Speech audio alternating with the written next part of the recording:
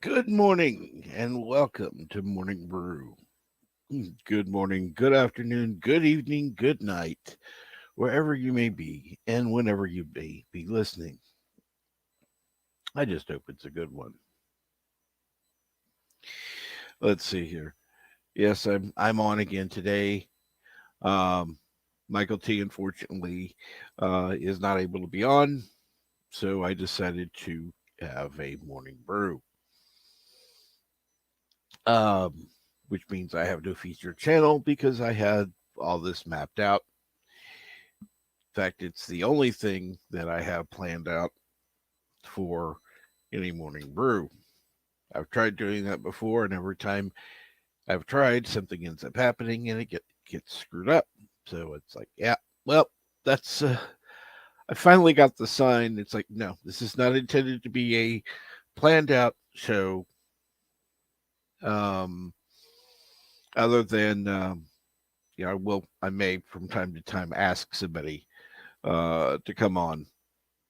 Other than that, it won't be planned out. It's just it happens as it happens. It's organic. Uh, kind of like organic coffee. Granted, the coffee I drink is not organic, but hey, what the hell? Um, anyhow, just usually like a free flowing conversation, organic in nature, that type of thing. And good afternoon, Mountains of Elysium. Uh, that would be I don't know who else is there. That's fine. That's cool. How are you doing today?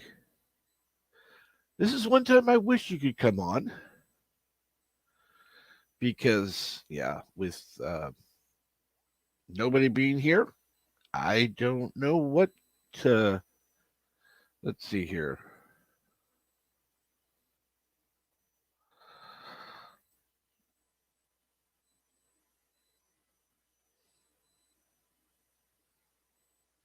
Let me look.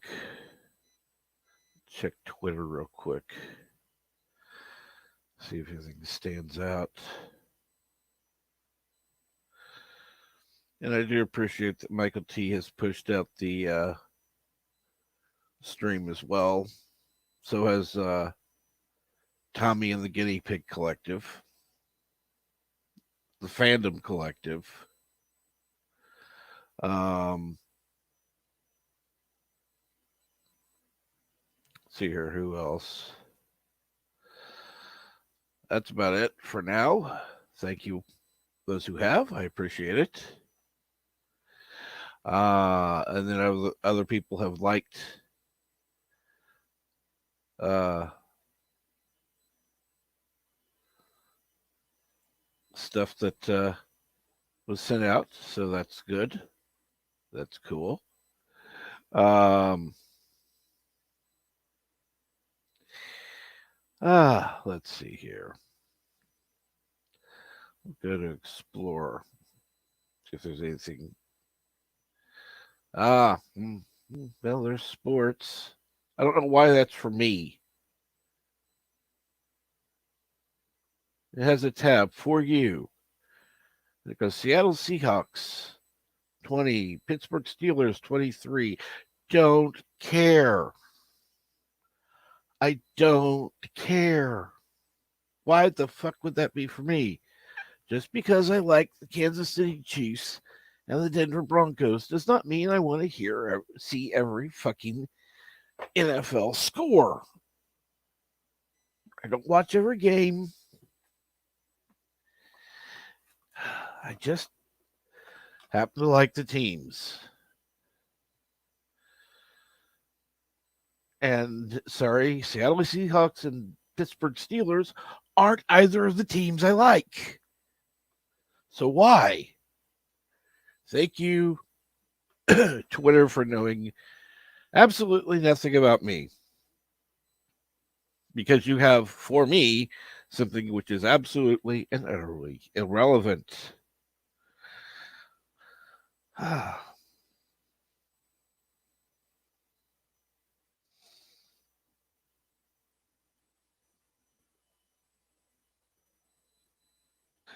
Let's see here. What else is there that is supposed to be for me? Uh, no. Oh, they want to give me a COVID-19 update. No, don't care. Uh,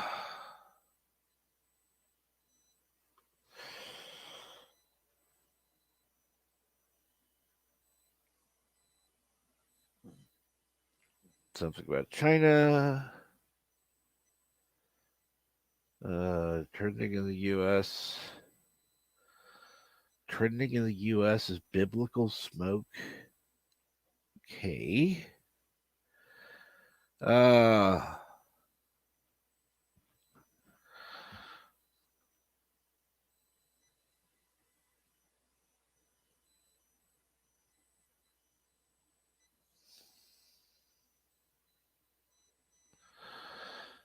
okay.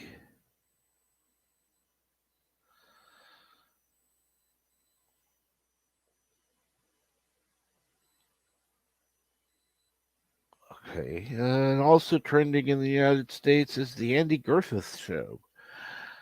I'm not sure why, but okay. It shows who to follow.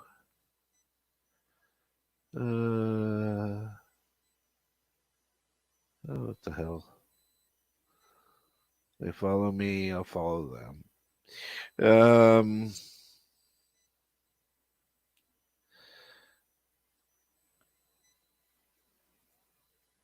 No, they don't look too.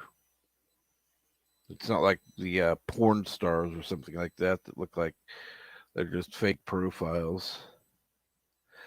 Because those just drive me nuts. It's like, yeah, there's somebody this hot looking, or supposedly hot looking, I should say. Because to me they just look slutty most of the time. Um, let's see here.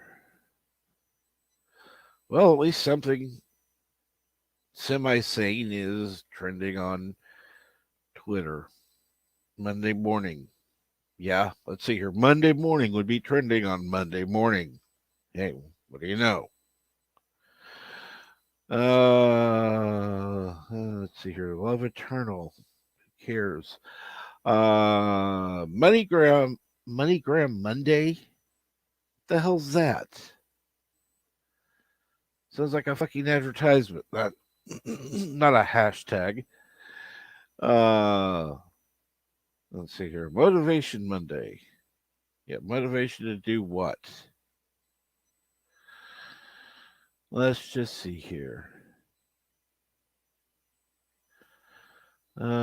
Yeah, the Steelers. Who cares? The Braves. Who cares? Okay. Hopefully, by the time I get back to the chat, there'll be somebody there. Otherwise, it's just kind of boring. So I'll just sit here looking at Twitter because there's not much else going on. And let's get back to this. There's a ton of chats. Thank God. Okay. Mountain Elysium says he might be able to join in 20 minutes on Boss's on his lunch break. Awesome. Uh, he's running a best Star Trek movie on Twitter at the moment. Cool. You'll have to send that the link. Good morning, Professor Brainy Specs. Uh, blah blah blah. Okay, Bird Opera 5 says Kapla. And there we go. I am now caught up. Betty Lynn, an actress on the Andy Griffith Show, passed away. That's why Andy Griffith Show is trending. Okay, that would make sense. See, all I'm seeing is such and such is trending. It says more after it, but it doesn't say anything about somebody dying. So it's like such and such is trending. So what? Okay. Uh, you would think they'd have actress blah blah blah passed away, but no. Of course not. That would be relevant information, and we're talking about Twitter. Good morning, Jedi Bill 797. What's going on?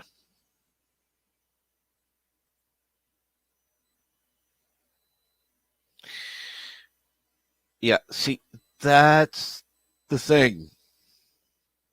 I don't want to click it. I just want to look at it. You tell me what it is. Like this. Big Ben. Steelers quarterback, whoever been, whatever, records 229 passing yards. I'm sorry. You could have put, there's room to put more than just Andy Griffith Show. So, yeah.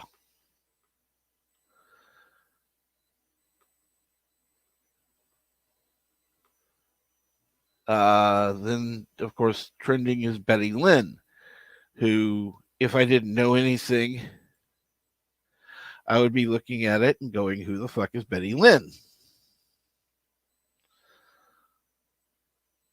Because, again, they're not related. Without some connection, it's just random. Again, they could have put more. It's their own damn fault. Another one. Sports. Metcalf. Fans of Seahawks wide receiver DK Metcalf. Decision not to go out of bounds with time running out again. Blah blah blah. See, there's more than. Okay, here's another one trending. GI Joe. Why? Don't know. I had to click it. Don't want to. At least the sports ones, they actually give you some relevant information. But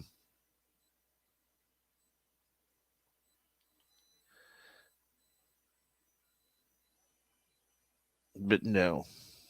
News, let's check the news, see if they have anything that, okay.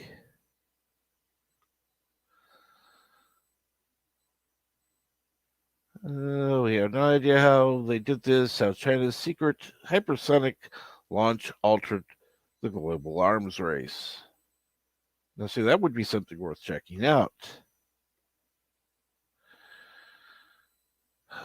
Really?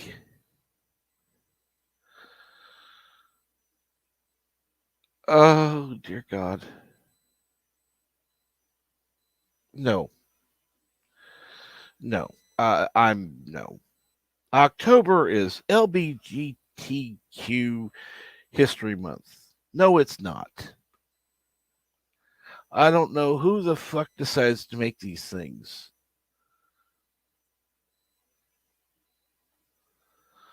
It's like, look, I'm sorry. Not everything needs a month. And while there are things in the LGBT, in the gay community, let's just fuck this shit. I'm tired of having to be politically correct. It's the gay community.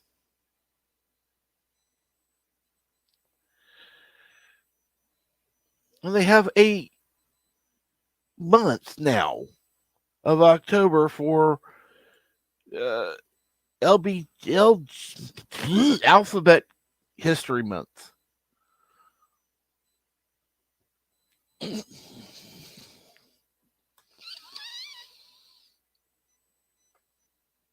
So the gay alphabet gets a History Month. Woohoo! Yay! Wonderful. Progressiveness at its lamest. Um, let's see here. And good morning, Darius Munchausen. Uh, I swear to God. And good morning, uh,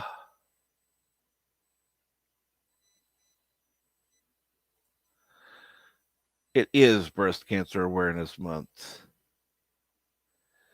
They're trying to steal what is Breast Cancer Awareness Month. And having my mother, who's gone through breast cancer 3 times, um, I'm pissed. I am pissed. Okay, I have nothing against the alphabet community. I don't. I really, really, really don't. But for fuck's sake, it's Breast Cancer Awareness Month. Pick another fucking month. And you're going to have all these progressive things that are now going to tout the LGBTQ plus crap. And talk about, Pride History Month. Well, you know what? No. Right now, let's talk about breast cancer awareness. That's far more important than some stupid LGBTQ plus history. I'm sorry, people die of cancer. The history is there. It will always be there. We need to remember it. I agree. But uh,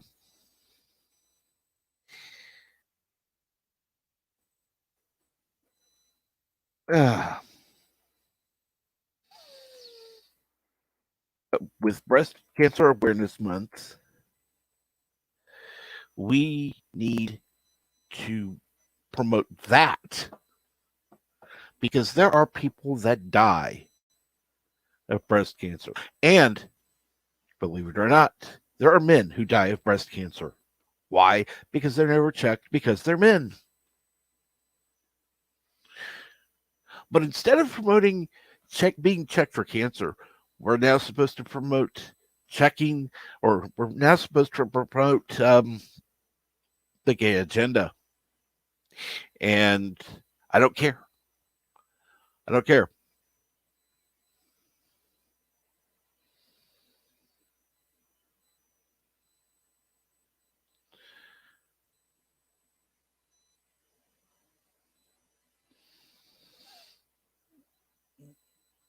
Uh, yeah.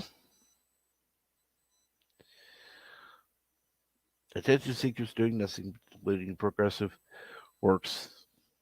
Yeah, exactly.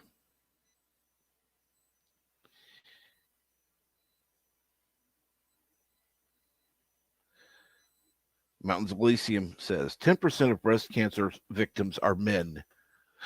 I don't know about the.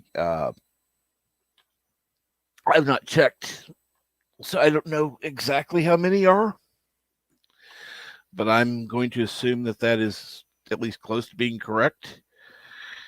And I think that breast cancer awareness is far more important than LGBTQ plus whatever history month. I think cancer awareness should get a whole month.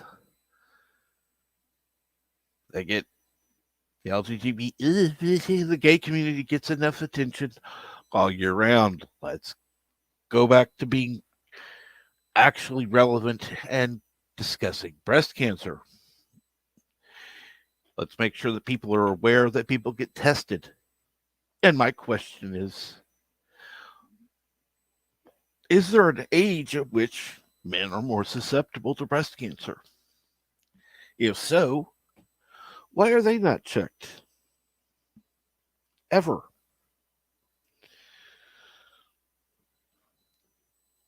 A woman who has a history or a family history of breast cancer has screening starting at whatever age. So she'll have a screening starting earlier than the other women.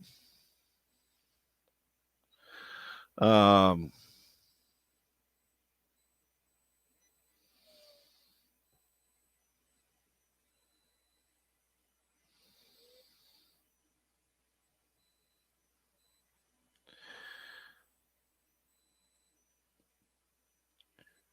uh,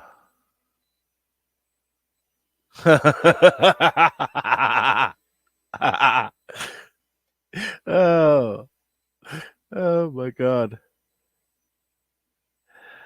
Okay, I don't want to be called queer. Sorry,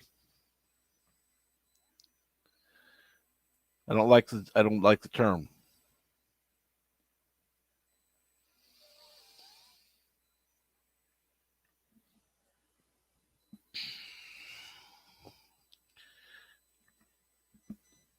For me, that has always been a slur.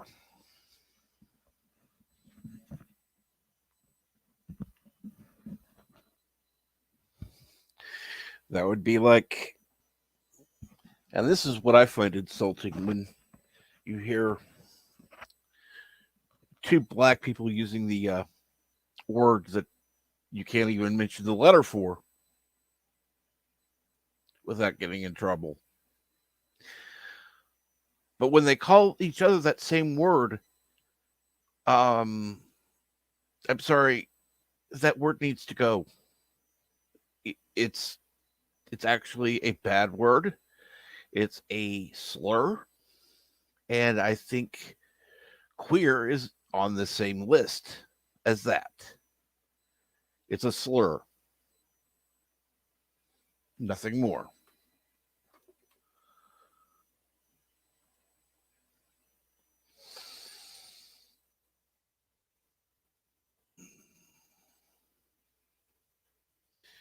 I don't.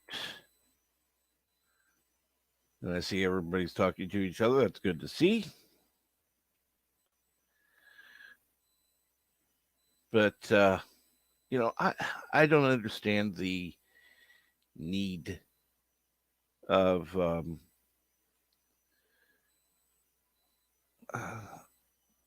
all this agenda shit. I really don't. I really don't.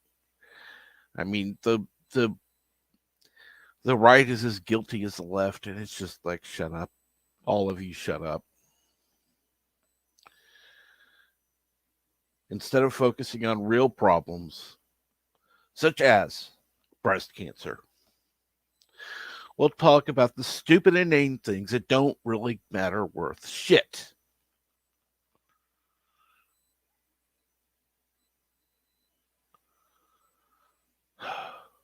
Yeah, let's talk about a video somebody else made and bitch about it. Or let's talk about a movie that's not even been out yet and bitch about it. Yeah, let's do something so totally fucking irrelevant and bitch about it. But when something legitimate is there that really deserves attention, let's ignore it.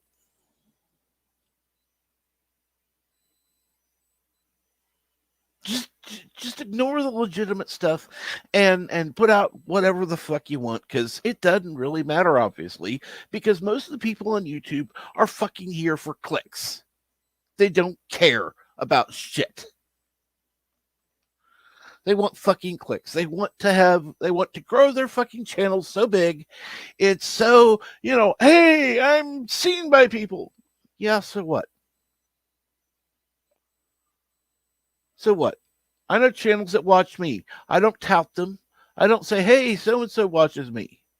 Why? Because it's not fucking important.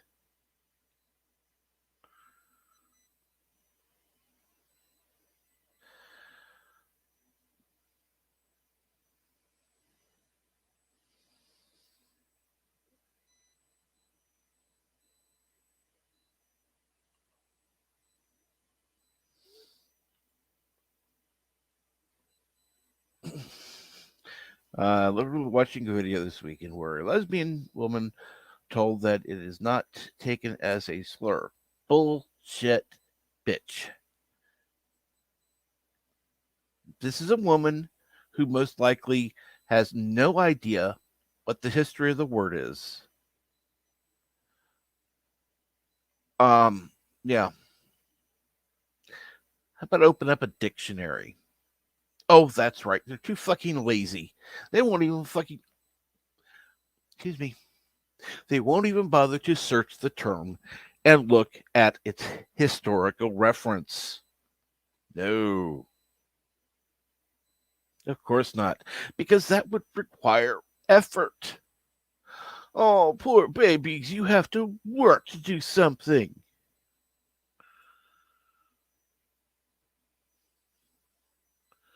I had forgotten that this month was Breast Cancer Awareness Month because I haven't been looking at the um what?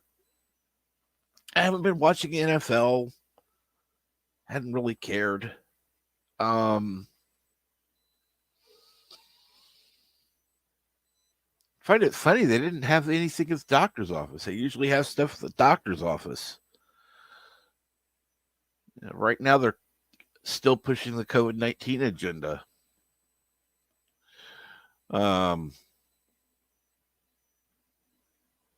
and I do believe it's an agenda more than anything else. Oh, yes. Looking up words' real meaning is part of the patriarchy. Yeah. Well, how about this? Take your heads out of your asses because it don't smell like roses up there. Join the real world. Look around and see what's actually there.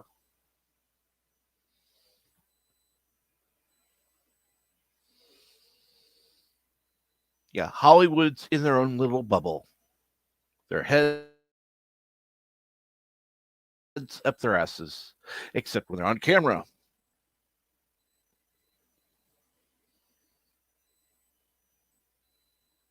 I don't understand. We should be talking about, as I said, breast cancer awareness. It's important. Okay, I have a family history of breast cancer in my family. I don't know any men in my family who have had breast cancer, but my mom has.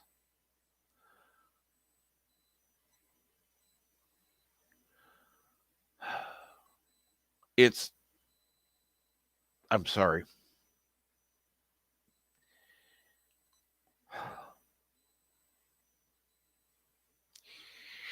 There's nothing against the gay community. There really isn't. It's just why would you want to do this to promote gay history when you just had Gay Pride Month or week or whatever the hell it was not that long ago, a few months ago.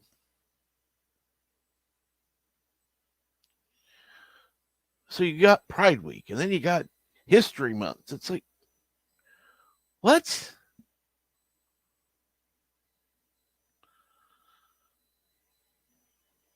I mean, let's be honest. What percentage of the population is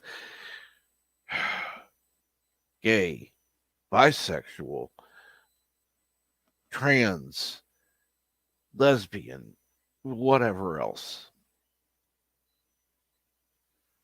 Okay, I guarantee you it's less than 20% of the community or community. It's 20% of the population.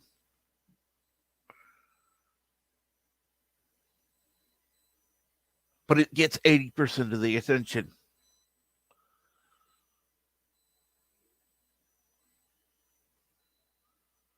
I'm sorry, there has been a history of ignorance out there. There has been.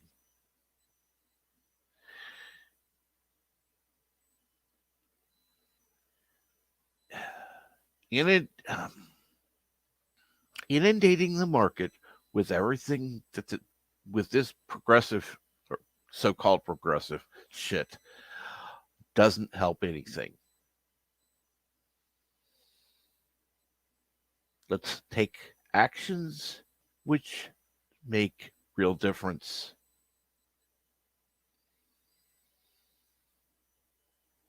This doesn't.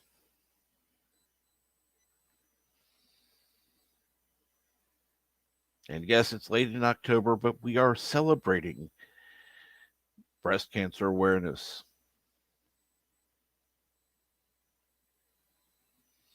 And the random minute says around 10%. Okay. I thought I would, you know, because there are people that are in the closet. There are people that don't want to admit it. There are people that hide it, whatever. That's fine. So I thought, about 10% say they are. Let's give another 10% maybe for people who are hiding it or for whatever reason fear coming out. Let's just, round it up 20%. Make it make it fair. Make it feasible. Okay. And then go to the extreme. So 20% of people at most. I'm sorry. It, it doesn't make sense. It does not make sense. Now we've got everybody going gay. Really? Really? What? Do they think that everybody's just going to suddenly go gay in the real world?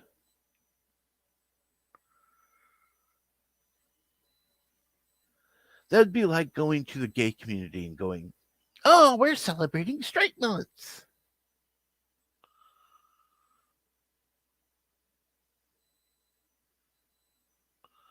Or bi months or whatever months. Yeah. So, yeah, if you want me to go on talking about other stuff, you know, talk about something in the chat, please. It'd be much appreciated. Otherwise, I'll just yammer about crap because, by the way, I will be streaming later today at 11 a.m. Central. Morning Media Episode 4, Eureka.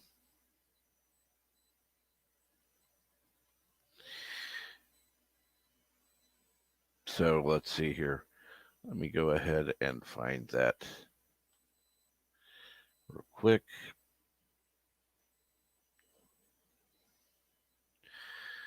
Okay, here we go.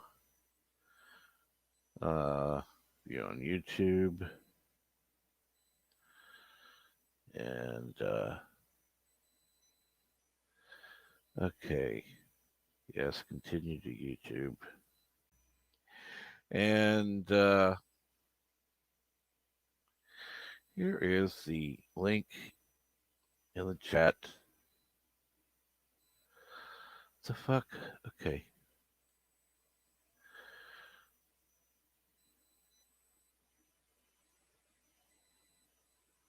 Let me go back now.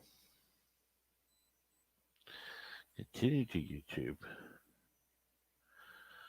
That's not StreamYard. Really? Yeah, whatever. Let's just go to YouTube. Because it's wanting to show a StreamYard link in the. Yeah, whatever. Here we go. And good morning, the Random Menace. Oh, if I was unmuted, you would hear me saying greetings from the future. Good morning, Captain. Good morning. And yes, Mountains of Elysium, I would love to hear about the new Babylon 5 reboot. So, what's going on? Work.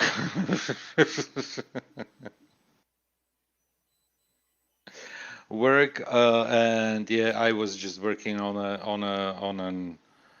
a request for proposal here. Like, how much was it? Like 10,000 computers and complicated AF. So it's literally my eyes are crossing here. I was sitting on that one like for 2.5 hours.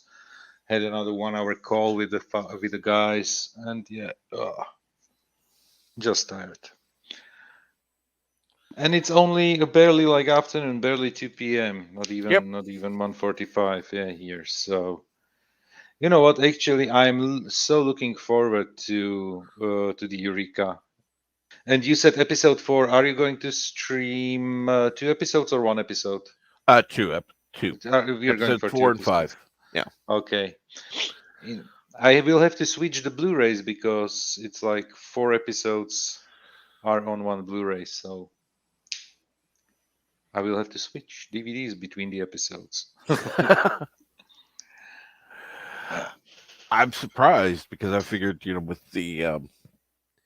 uh the first one being so long, maybe it would be, you know, fewer I, episodes. honestly, I don't know. I don't know if they put how many episodes they put on the other DVDs. I will find out because honestly, I unwrapped. I bought it like months ago, and I unwrapped the Blu-rays literally 1 hour before you started basically with the first watch party with the pilot episode.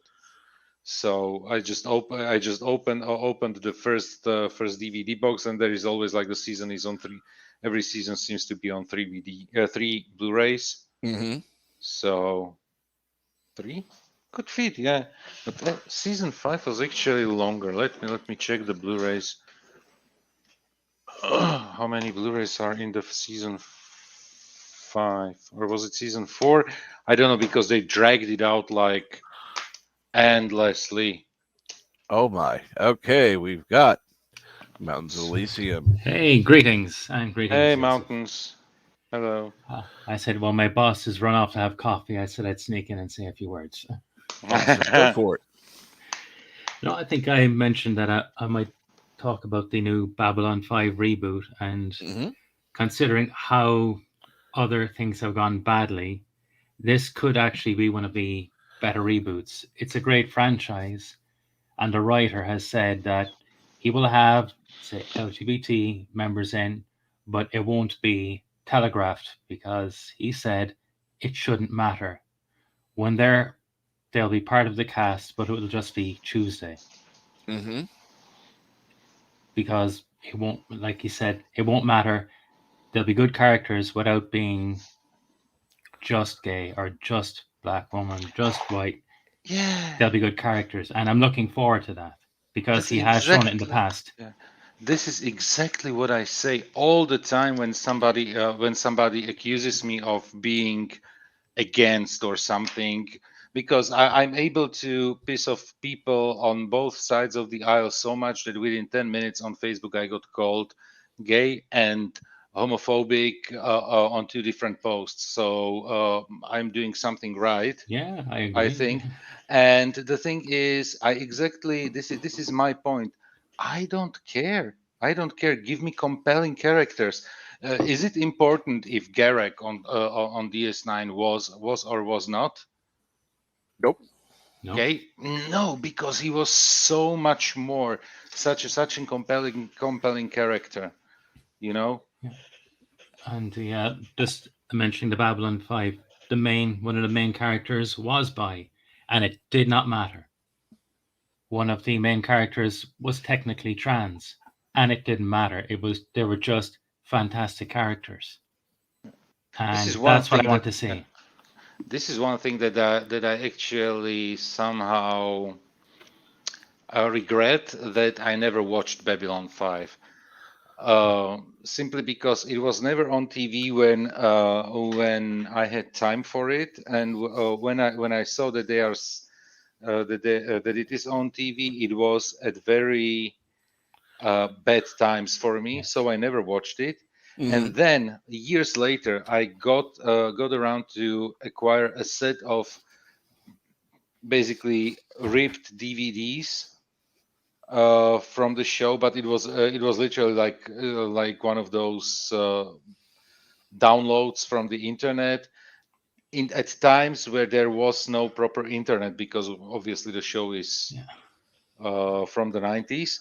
So the quality was so miserable that everything was so extremely pixelated. I know that the show was SD anyway, and just imagine that the quality was extremely low. There was like one DVD with, I don't know, half a season of episodes. So just imagine the quality. It's not great, and I think it was lot the master. They didn't use the master copy to create the DVD, so it's the DVDs are very poor quality. But HBO Max have done a HD version of it, and while I haven't seen it, I've heard fans of the show saying it's absolutely fantastic. Uh, It's on HBO Max. It's on HBO Max. Okay, I need to check that out because I don't know, because we still don't have HBO Max here, but we have HBO Go, which is pretty much very similar service. I Mhm. don't know if they have it on, and I know that my wife uh, has the access to HBO because she's watching there something, and I never asked for the login data, so I will ask her if she could check for me, and if it's there, I could even eventually start watching it if they did something like improving the picture quality, and it will be definitely better for what from whatever I had, because I didn't have like a copy from the DVDs. It was literally like ripped from TV. The So actual and quality of the DVD is basically almost at that. basically VHS quality minus something. So if the DVDs were so horrible as well, well, definitely I can check it out because I heard only positive things about the show.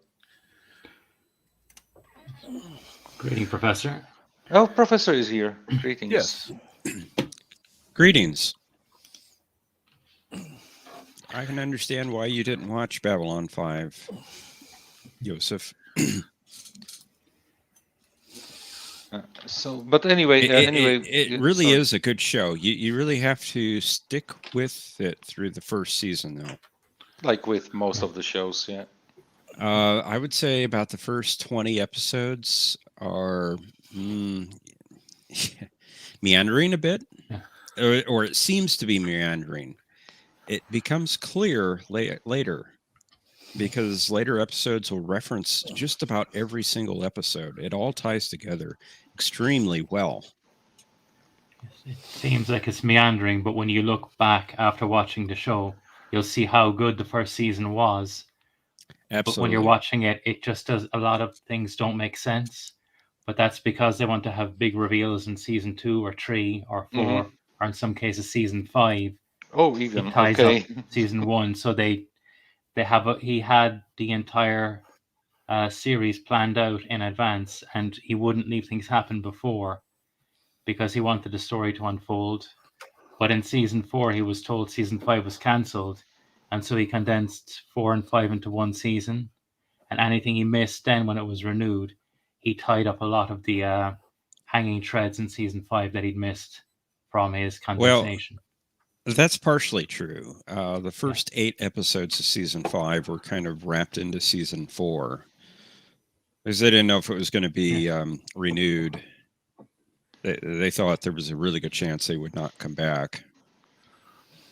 So they wrapped up the major storyline that was still going on at the end of season 4 in season 4. And And then the they had to kind of expand upon what was happening in season 5 into those first 8 episodes as well. nice. So it's only 5 seasons. Yes, saying it Yes. like only in quotes. Yes and no. It is 5 How seasons. come I did expect something like this? Okay, Well, what's after season 5? Well, there were a few TV movies that were made. 3 of them, 3 or 4 of them. And then there was a spin-off series called Crusade, which unfortunately there was only 1 season of. It was supposed to go, 3 or 4 seasons, I think. Yeah, it's planned out for another 5 seasons, but it was 5 cancelled seasons. halfway through season 1. Yeah, they got about 16 episodes of Crusade. And even that references back to Babylon 5, the threads that were started in season 1. You see Yes. appear again in Crusade, and some of them are tied up there too. So it's an amazing universe, and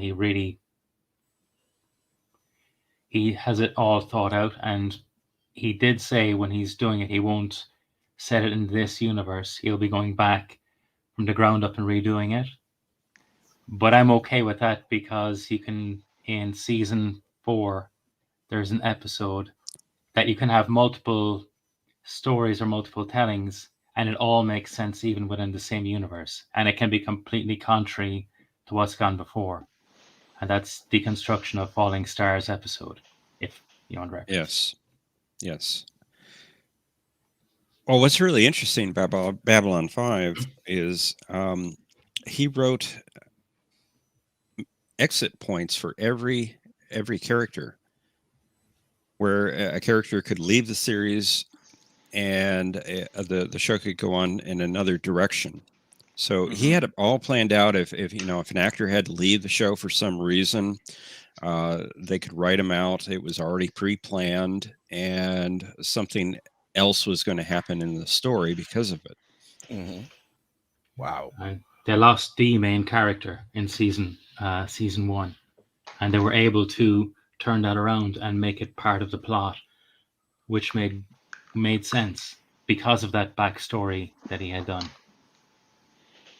Yeah, luckily that character was able to come back for a couple of episodes, which kind of completed that story. It's an unfortunate reason he had to do it, but yes, I'm aware many people haven't seen it. So if people want to do it, you don't want to spoil, because it is it's like a novel. The 5 seasons. That if I tell you stuff that happens in season 5, it can spoil earlier viewings. But I want to gush about it. So it was actually sense. serialized in some way. Yes. Oh, definitely it was. The story was completely thought out before the first episode was filmed.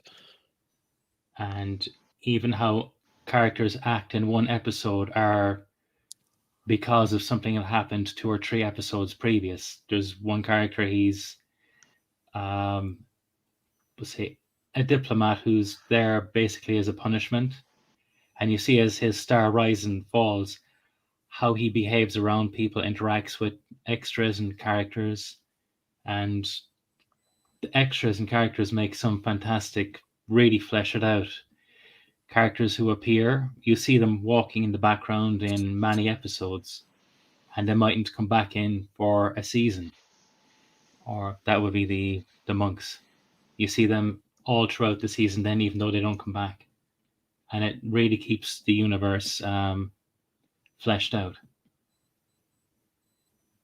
And the other thing about it is all the characters are very complex. Star Trek usually has characters that are less developed than others. That's not really the case in Babylon 5. Every star on the show, even some of the lesser characters, they all have their arcs. They all develop. They all change within the story. There's one character, doesn't become main character, but he's a semi-main recurring character in the later seasons. He's only an extra for the first 3 seasons, and he might have 1 speaking role or 2 speaking roles in the season. and then he becomes a fairly good character. That's the Lieutenant Corwin. You just see him in the background. He's just he might be chatting with other extras in the background or make a comment to one of the main cast. But he has an important role to play in several episodes in later seasons.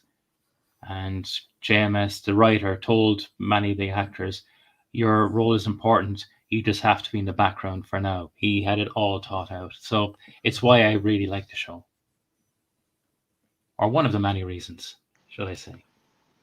And the thing about the reboot is J. Michael Straczynski is coming back. I mean, he's the one that's going to be writing this reimagining. Mm-hmm. He's But he the wrote the original writer. one as well. Yeah. Yes. Yeah, exactly. he wrote the original story. He wrote many of the episodes, most of the episodes, in fact, Of the the original 120 series. episodes, he had 9. I think he wrote all but 12 of the 5 seasons completely by himself. Wow. But the episodes he didn't write were written by Mark Zickery, who wrote the Far Beyond the Stars from DS9. Mm-hmm. DC Fontana wrote 2 episodes. Larry Niven wrote 1 or 2 episodes. Harlan Ellison had a big hand in many of the episodes as well. And there's one episode he inserted his autobiography or a book he'd written that didn't exist. It was just on screen where the character was reading it. And him and JMS put that in because he knew fans would want to find that book and go looking for it. And he didn't write that book for 10 years after it was in the show. Cool. You are a good salesman, guys.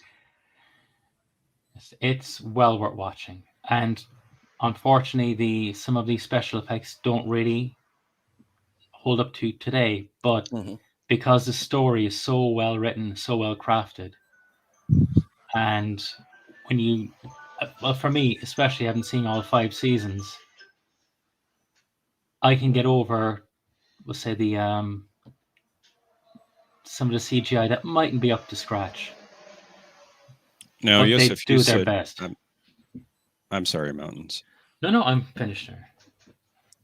I know you said that you're going to get HBO Max soon.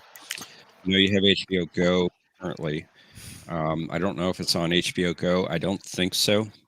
But they did a HD remaster of the series, and it looks stunning compared to even the DVDs that came out earlier. It looks stunning. The only thing about it is the DVDs are 16:9 aspect ratio. They went back to the original 4:3, how it was aired for television for HBO Max. So if you can get past that, if you're used to like watching old Star Trek, you'll be fine. Yeah. I'm just, you know what?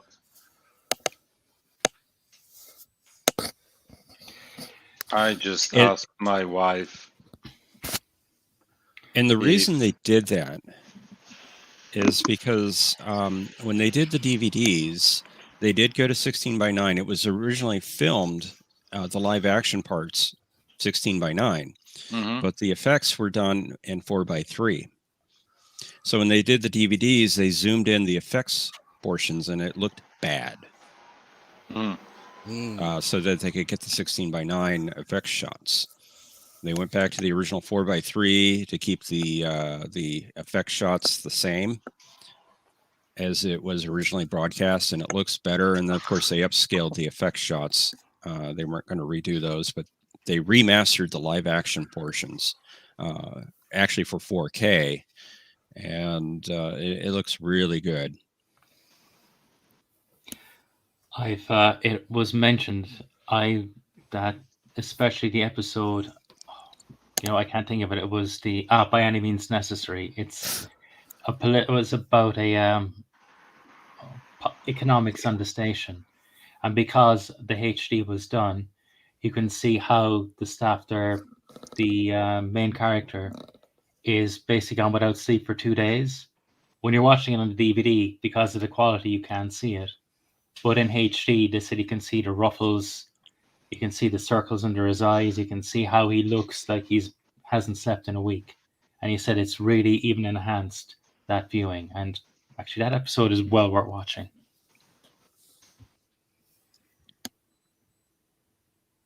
Great. Funniest thing right now happened. I asked my wife if Babylon 5 is on HBO Go.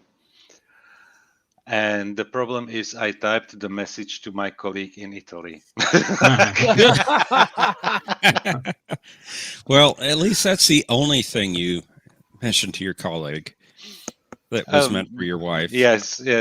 I asked her in Slovak, but the colleague wrote like, I don't think the message is meant for me, and I was like, oh, sorry, no, it's not. Yeah, I did that too. My boss message went from my wife. Luckily, it was clean, but lesson learned. Yeah, it happens because the stupid teams didn't. I clicked on her name, but it didn't switch over to her name, so I just kept typing in the text field, and never mind. Nothing bad happened. Good morning, Flugger. Well, hello. Hey, Fluger. Good morning. Hello, Pflugerville. I'll have to say I'm sorry my voice is like kind of particularly deep tonight, or this morning. I couldn't tell. No, let's see here. You can watch it on HBO Max or buy it on Apple TV. Yes, it is available there. And those are the two main ways I can see it streaming. Hey, good day, Alexander. Kapla, brother Stupid warrior. alarm. Of course, I'm only looking in the U.S., so that's... So did you get a new mic cap?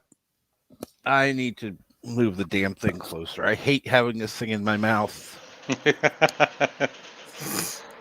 I saw since you combed your hair and came on camera, I saw you.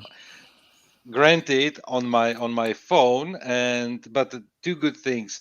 I saw that you have something like a new headset, and second thing, my screen didn't crack, so it's okay. You can come on camera more often.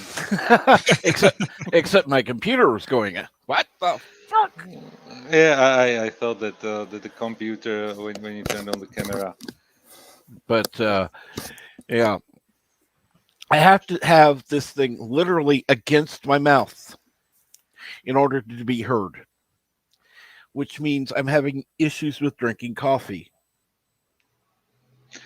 So I have to drink out of the side of my mouth on the other side that the microphone is.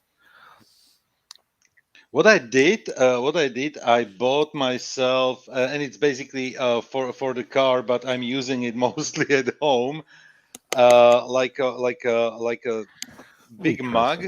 It's like a thermos can. How does this sound? It sounds good. It sounds good. Okay. Only a little quieter than it used to be, but it's all good. It's all good. Okay, and she just confirmed that.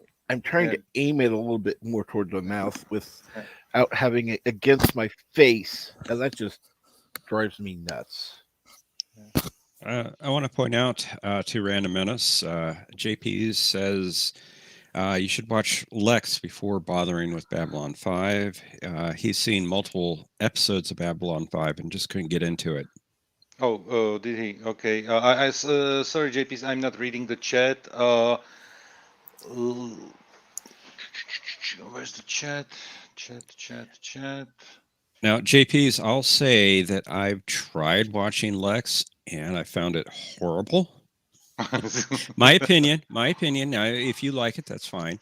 I just could not get into Lex. Now, concerning Babylon 5, when it came out originally in '93, I think it was, I tried to watch it. Season 1, I had trouble. I really struggled with it. And I watched an episode here or there occasionally. Then it came back for season 2, and I started watching again. Let me see if it got any better, and it really was so much better in season 2, or I thought it was better. And I watched and watched and watched, and it just kept getting better and better and better. And I said to myself, "Oh, I wish I had seen season 1 in its entirety." When the show got renewed for season 5 and went to TNT, they on TNT had aired the entire series from the beginning, and I watched season 1 again, and I really thought season 1 was brilliant after had seen seasons 2 through 4 at that point. It made sense to me, and I wish I had seen it from the beginning as it had aired. I just was impatient with it. So you do need patience with season 1. It does really get good.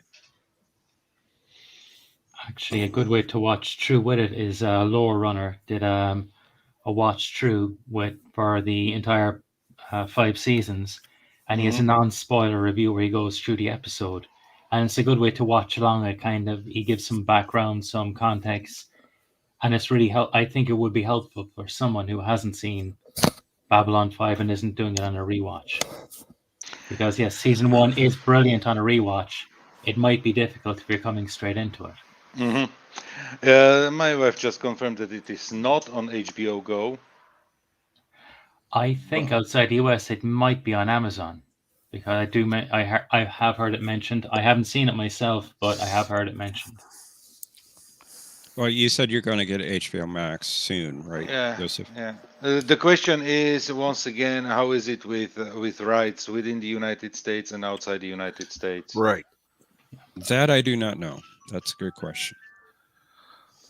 Yeah. Well, I know the first time, I was watching Battlestar, not Battlestar, Star. What the hell show are we talking about? Babylon 5? Babby 5. Yeah. I really liked it. I haven't gone back to rewatch any of it, but I watched it when it came out. I rewatched it about 5 years ago. 4 years ago. It was 4 years ago. It was 2017. And I was just as thrilled with it then as I was back in the 90s. It really stands up. The only thing it doesn't, of course, is the effects. This upscaling that they've done with the effects, it helps. I mean, if you can get past the effects, you're golden with this show. That and getting past season 1. Sorry, guys, need to mute myself for a moment. No problem, Joseph. Already. Moment.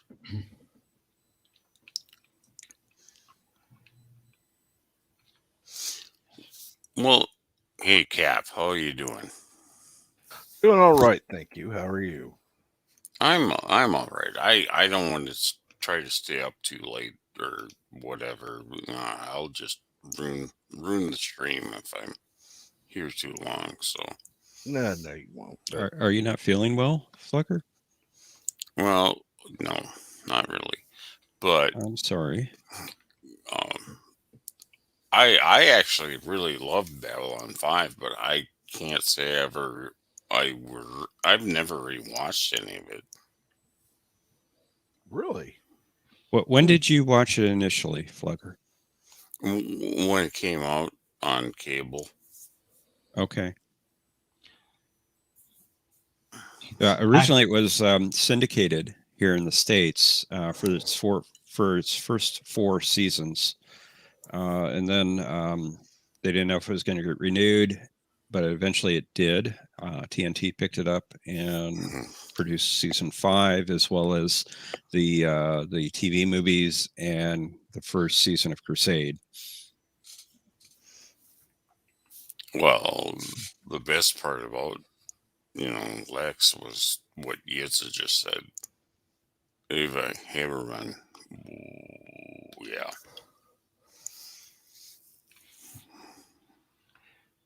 Lex is, I consider it soft porn in a way. And the only way I saw an occasional episode is because the Sci-Fi Network ran it here in the States.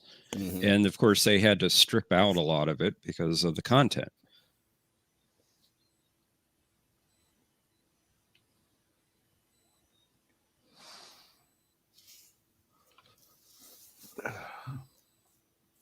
It just seen never appealed to me.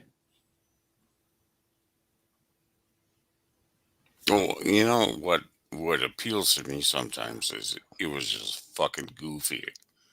Yeah, I mean, that's what I liked about it. And good morning, bird of prey.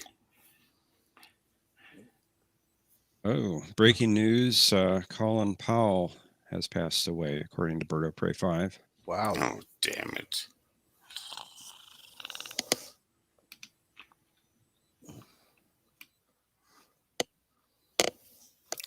I should never jump up on these streams because I always hear about people that are dead. And I was like, oh. Now I gotta put tears in my pillow. And Mountains, before you have to leave, is there anything else you want to say about Babylon 5? Actually, I will be making a video on it, allowing the new universe to exist within the old. I was on a really great, in the chat on a great live stream where the community were talking about welcoming in people will discover the reboot, and they were asking just if they don't like the old, please be respectful. If you're coming into it new, don't disrespect those who just like the old. That we need to be a community, not turn this into what's happened with other franchises where people are pitted against each other. Just allow people to enjoy both or one or the other. Right. And be welcoming to both sides and open and allow people to enjoy their likes. Mm-hmm. Mountains, do we know when the new series is going to air? He mentioned he's writing the pilot to see. It's just being greenlit for a pilot at the moment, but they're hoping the intention is to make it I believe it was mentioned it could be 20 plus episodes per season. Wow, that's unusual. He said it was he wanted it on the CW because they would give more episodes per season, and it wouldn't be behind a paywall. That's why it's gone to CW. Okay. He said he has the pilot pretty much complete and hoping to have it polished by Christmas. Going to filming in March and the pilot to be out in September, October of next year. And if that goes through, the full episode hopefully greenlit either before or just after. So we'll know a bit more about that. And I am so looking forward to it. And I've mentioned if it turns out to be completely atrocious, I'll still have the original Babylon 5 to love and go, okay, some people will like the new, I won't. But I'm hopeful I am going to enjoy the new.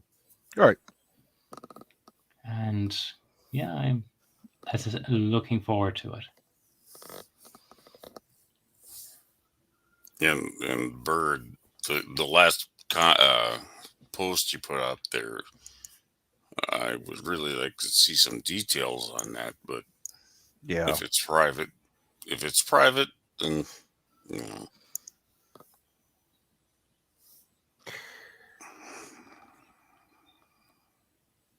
I better head off because I'd say my boss will be back from his lunch break, and I better look like I'm doing something at least. Absolutely.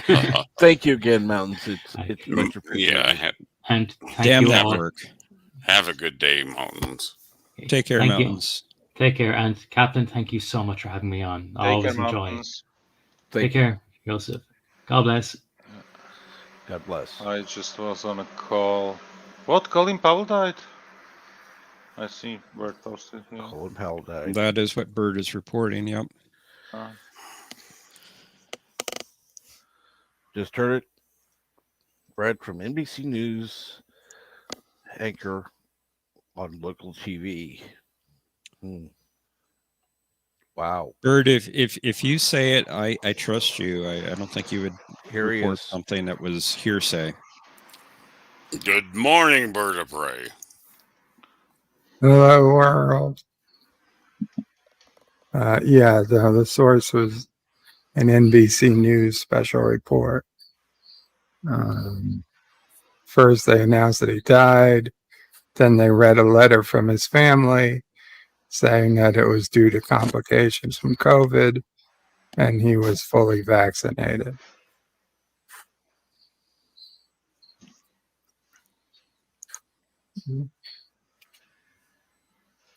And no other real details. Other than that, they went into, of course, his political history and whatnot, but that was all they said about his demise.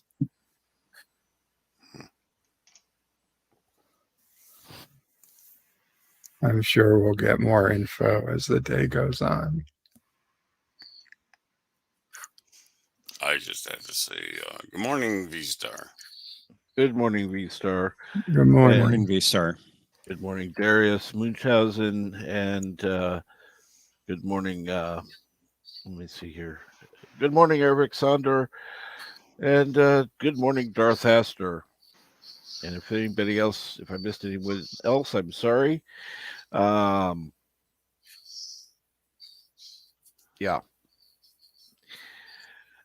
Good morning, good afternoon, good evening, and good night again. And you'll find that there is no featured channel because I don't usually go on Mondays. Well,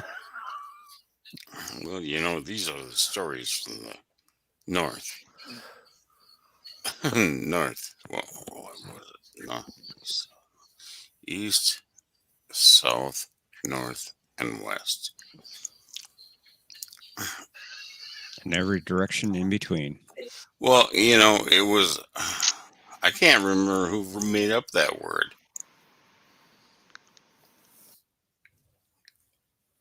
Jeff, you probably know, but it's like northeast, north. It was northeast, west, and south. News. Okay. Correct. Honestly, I don't know what that's from, but Well, it was it was from an old radio show from back in probably the 60s. okay.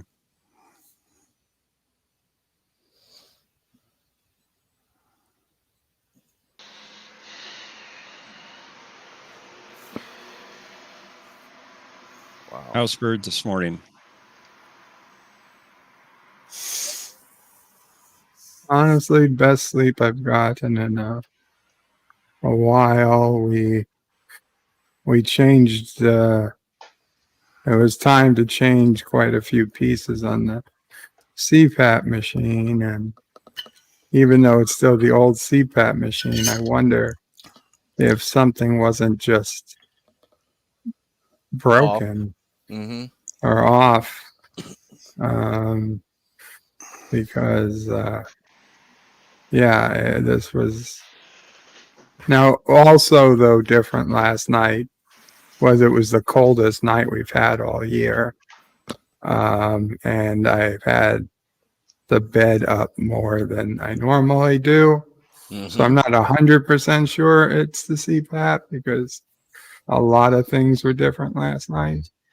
Like it was the first night we didn't have the air on, and instead of it being 75, it had been 68 by morning. Bert, how is it with humidity when you have your the AC on or vents on? Because The if AC the cuts the humidity. yeah, that's the problem. Yeah. My question is, do you have a humidifier in your CPAP machine? Yes. Okay. I think it may be because I mean, I know the machine you use, so I know that gives the option, but I didn't know if you used it or not. No, we use it. Okay, it might be that mom put more carbon monoxide into the mix, so Could that's be. why it's much better. That's funny. Okay. It lightens his brain a little bit. I should probably have a CPAP machine, but it just I don't think I could ever do an overnight sleep study. I mean, they have the ones you can do at home. Mm-hmm. You just stick it up to yourself and then you mail it back to them. And by the way, Bert, I'm not surprised that you had a good sleep because you slept even during your stream. Yeah. Yeah, I did. Yeah, I know you did. It was so obvious. It was so obvious. You deny it, but or you did deny it. I was just checking the inside of my eyelids. Oh, that's what I said. Mama Pray was asking me every 10 minutes, "Are you awake? Are you awake?"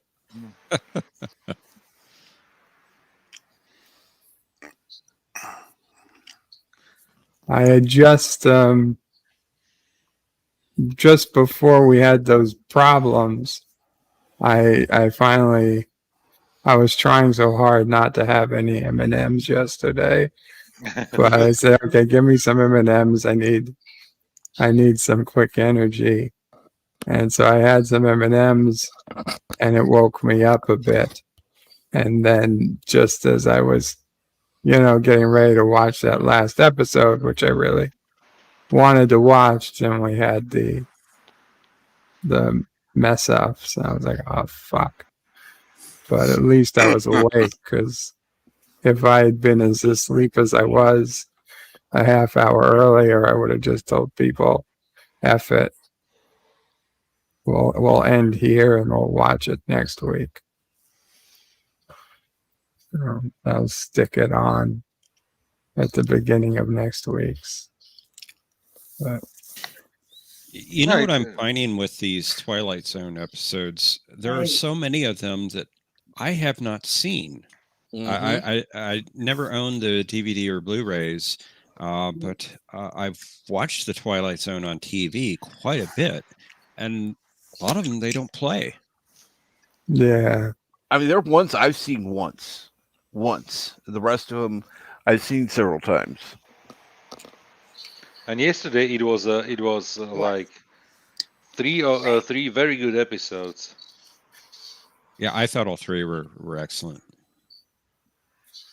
I thought the first one was a bit weird with the electric razor moving like a snake. That was funny, but what do you need to let you need to give like big praise for what they did with the razor, because that was probably the most elaborate effect in Yeah, the it whole was. episode. That was very well made, I can tell you. Today they would probably make it all CGI and it would be like easy to do, but literally how much is it, like 50 years ago? Yeah, 50 years ago. Or Yeah. 70. We are in the Well, 1960, I think. 50. Okay, Or- it's 60. Yeah, 1960. There Oh, was so So produced. 60 years, yeah. 60 It years. kind of reminded me of the cybermat effects that they did in Doctor Who back in the mid 60s. Very well made. And you know what? The car that he drove, I don't know what car, but it looked so beautiful.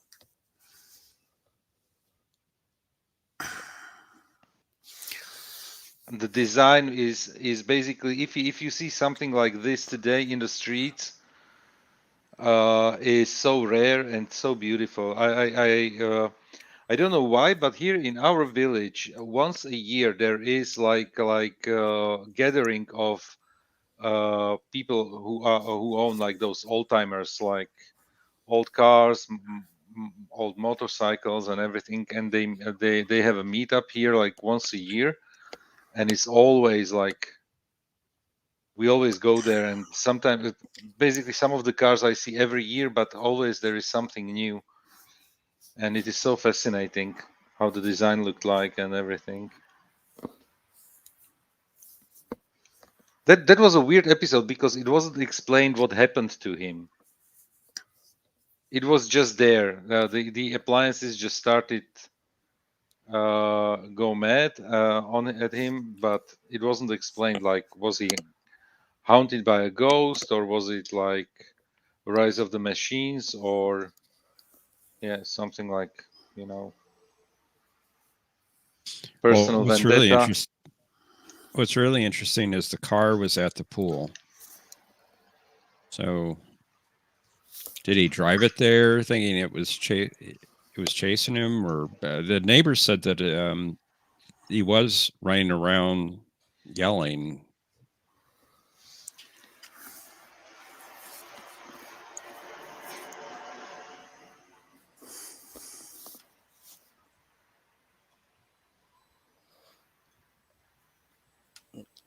Well, That was a good And- episode, and the last one with with the pig people, that was a funny one. I was expecting if she's going to be the most beautiful woman I've ever seen. Yeah, she was pretty, really pretty. Yeah. I was at first I didn't know what to expect. I first thought like everybody was something like a robot or something, and she was a human. But then, yeah.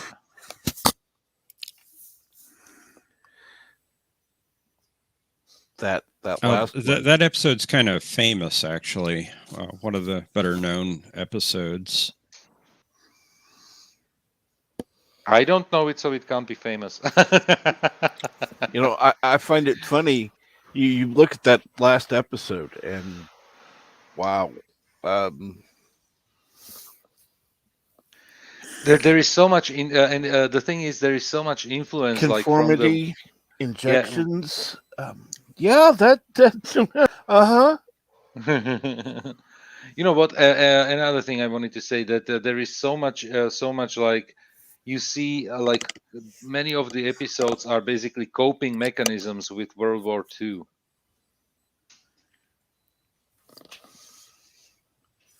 And this was definitely you could definitely do some projections on today's society, but definitely it was meant like the Germany of 1940s. The episode.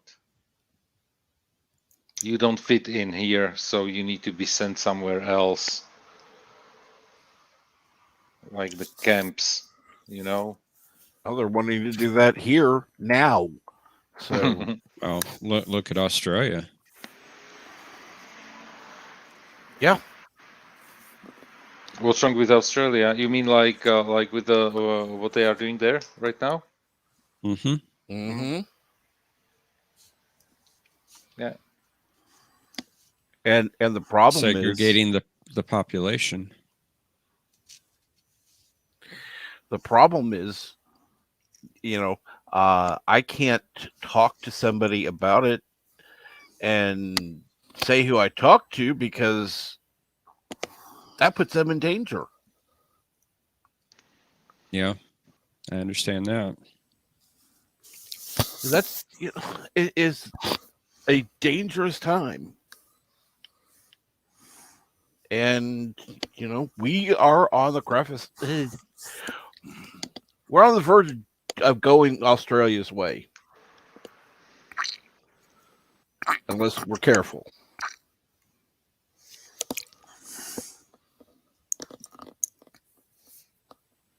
The question is how long will it last there? Because people are not stupid. Honestly, from people I've talked to, yeah, they are. Yeah, they are. They're wanting government to make the decision for them. The majority, not everyone. Don't get me wrong, but the majority want the It's government not to. a fair assessment. We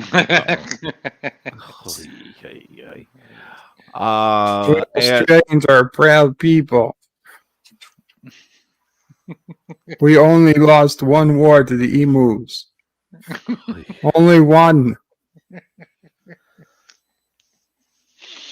Ozzy We if that win is really the next you, time.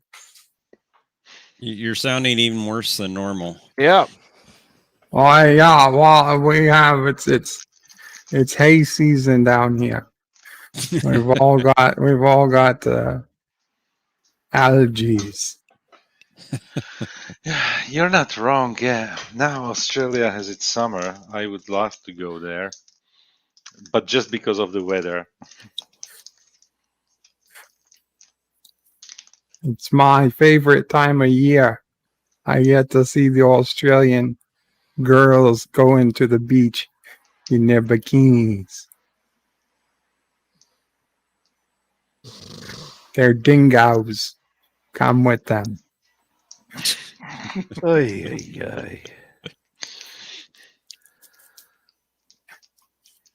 Have you ever eaten Australian dingo, Captain?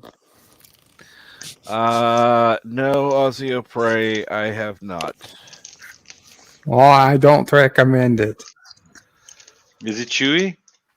Yeah, tastes like frog. Okay. I have had. Sometimes there's spiders in them. Spiders. Okay, that makes oh,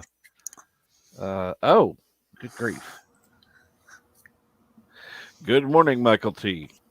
What are Crikey, you the up to, things Michael? down under right now are just absolutely mind blowing.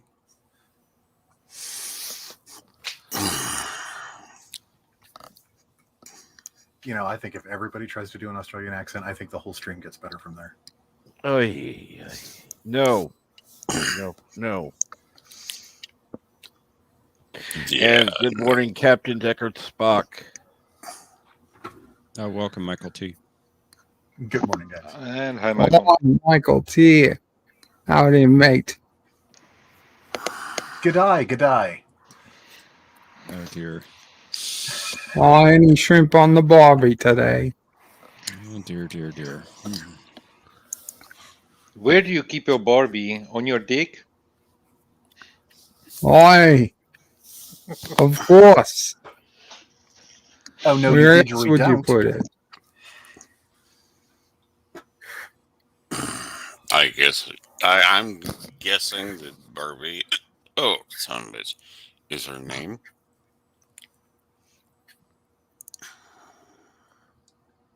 Well, you put the shrimp on the barbie and you put the barbie on your dick. As long as you keep your dick polished, everything will be fine. Well, this You know what? string has Right. had a turn. Those advertisements are one of the funniest ones. The Oh, commercials. I love those advertisements. Yes. I trimmed the bushes around it to make it look bigger. I love that ad.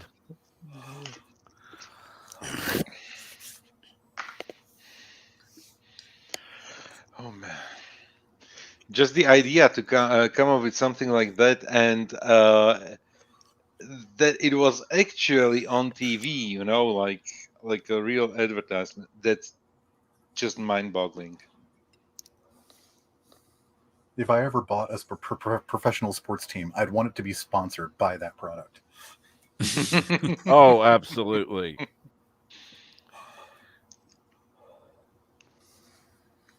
That and oh shit, do you remember like Ecto Cooler and Capri Sun had those ads where like the juice would come flying out of the bag and it'd be like a CGI effect of like kind of like T2 Liquid Terminator shit flying through the air, and then like the kids would turn into Capri Sun and they would like form up on a soccer field or something like that.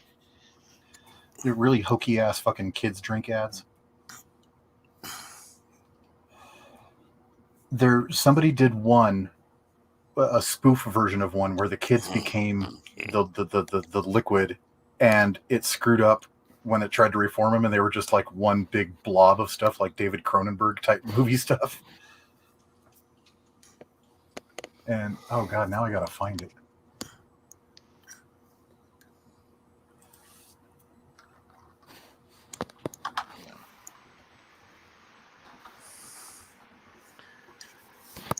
T1000. I like that.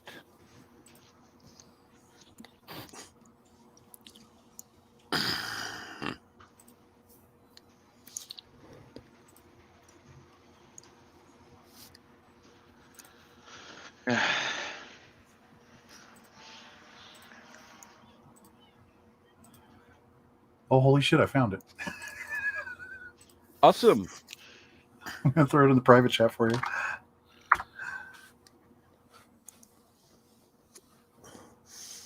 The best cider is Dickens cider. Get one now. It's a hot Dickens cider.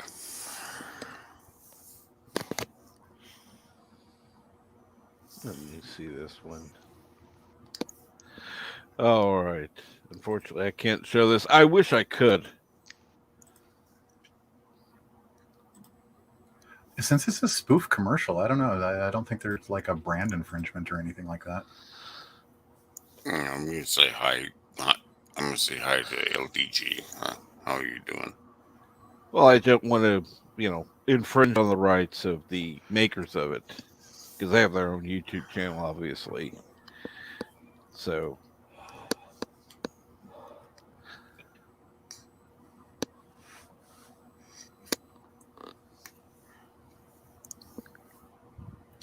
So, anybody else get shot at this weekend? No, I can't say that I have. I saw your tweets.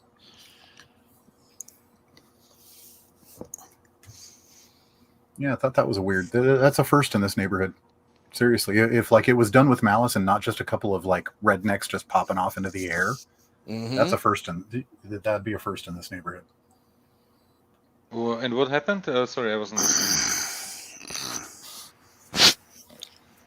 Some idiot about a little over 2 hours ago now, driving down, like literally, the casings are like across the street from me, next door to that, just out in the road. Somebody popped off like 8 rounds driving by this morning. I don't know if it was at anybody in particular. The cops who came and checked things out couldn't find any like impact holes in any of the buildings or fence work, but they did find 8 fresh casings on the pavement. Wow.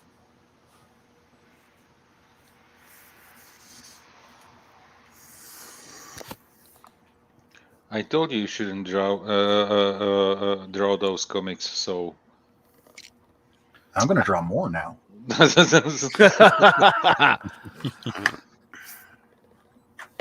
Go ahead and let him try to Charlie Hegbo my ass.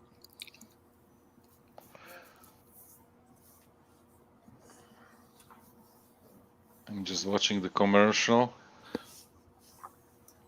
I'll definitely have to watch that later.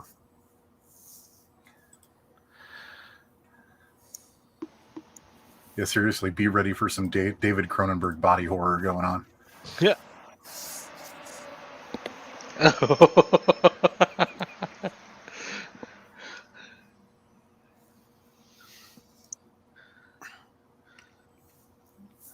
Sorry, I'm just watching the commercial. It's kind of strange. I don't hear more, shooting, gunshots, because it's like this is the middle of goose season.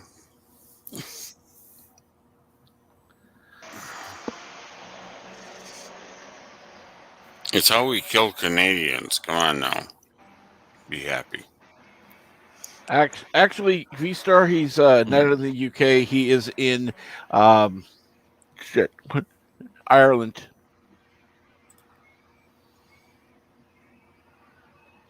To be specific.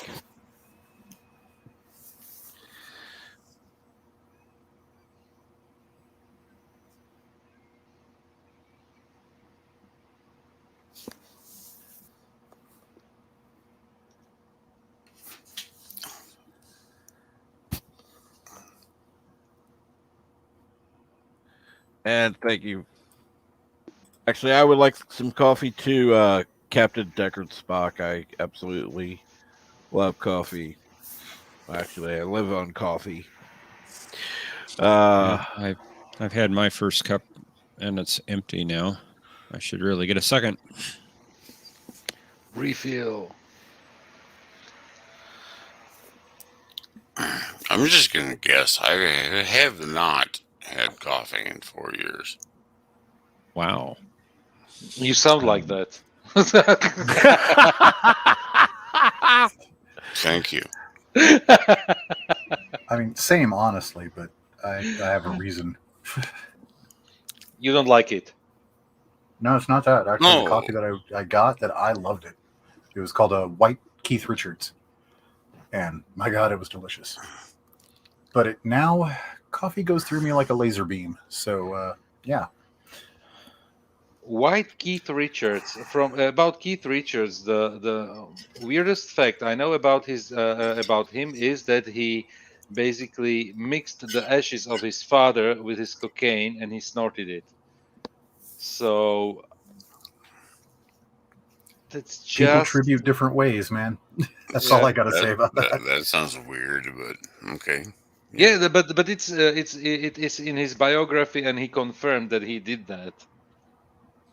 So I mean, he goes to Europe every 6 months to get his blood changed out like a Chevrolet, so.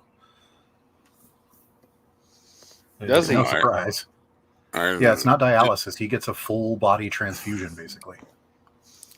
Did I say hi to V-Star yet? Gosh, dang it.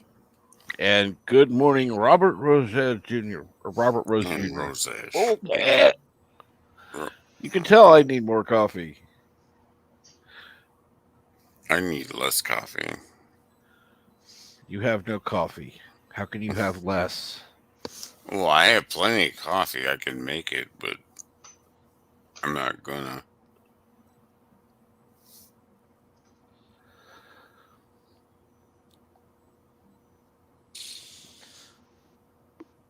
how many 20. ounces is 3/4 of a liter? 750 milliliters is about 23 and a half, I think. Yeah, I just bought a mug with a built-in straw like that one. It's like aluminium like a thermos can, and I basically refill that one. 25. Yeah. I'm refilling that one and drinking my coffee like that. Yeah. Okay, Aravic, you're correct. I'll just for you. The only reason I was that close was the bartender background. And here we Listen go. to me very carefully because I'm only going to say this once. Coffee. Black. Coffee. Black. While I've got your attention, there are... Coffee first. Well, this mentor would like another cup of coffee. I'm just going to have to give up coffee. Want some coffee? If I'm not mistaken, that's your third cup this morning. Fourth, and on a day like today, it won't be my last. Coffee. The finest organic suspension ever devised. Commander, set a new course. There's coffee in that nebula.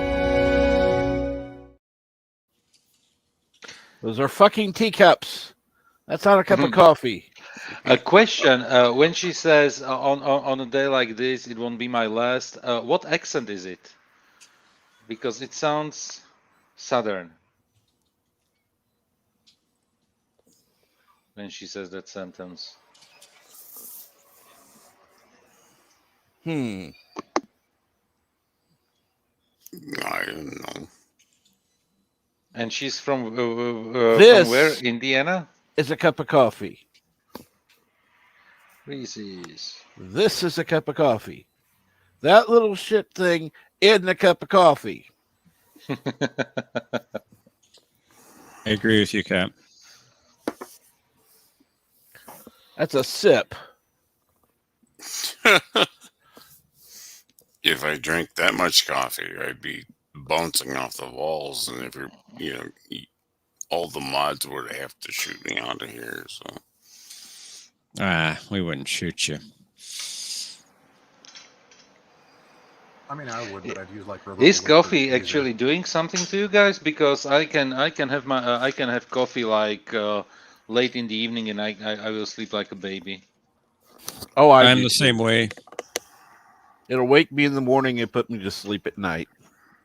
Okay.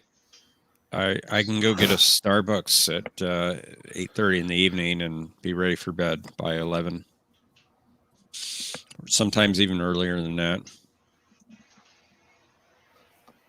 Doesn't faze me. It used to help me waking up in the morning, but right now I basically once I get up, I'm up. If it's like in a at normal at some normal time, and I mean 6 is not a normal time in the morning. Sorry, Captain. Robert Robert Rose Jr. says, "How about some scenes of Kirk drinking coffee, or how about Cisco drinking Rectigino?" I need to work those in. Would also make for a longer break. True. There's this episode with Miles O'Brien when he is basically a clone and he's escaping from DS9. What's I don't remember the name of the episode, but he is drinking constantly. That's true. Rectigino, like double sweet, double something. Double strong, double sweet. Double strong, double sweet. Yeah. That's it. Thank you. Mountain says, "I'll drink a mug of coffee just before bed. Find it relaxing, does not keep me awake." Oh, well, the problem with me and coffee is I turn into a total dipshit and bounce around like a goofball. And oh wait, I'm a goofball anyway, but I'm just, take her away, Cap. You're a different kind of goofball at that point. Yes, understood.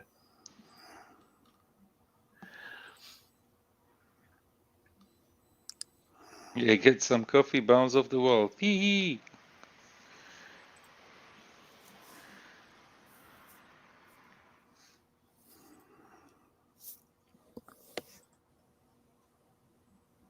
Especially that one scene where Kirk drinks coffee and he gets hyper accelerated by that alien race.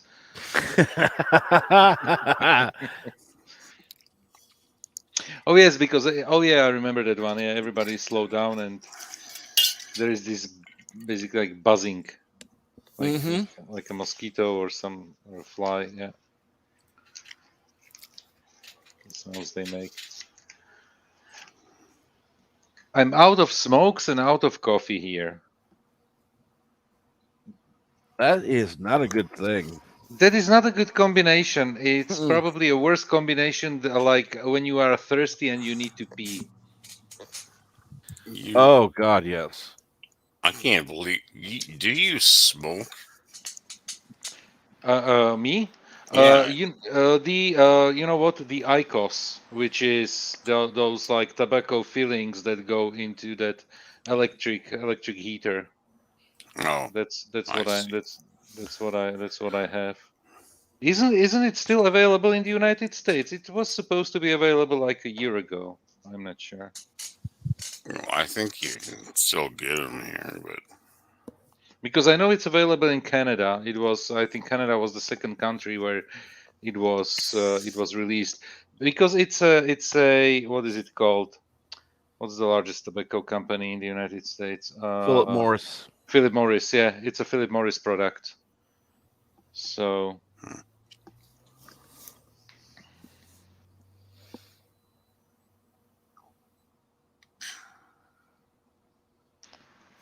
I'm still just waiting for when I get old enough to buy the ones that just have pot in them.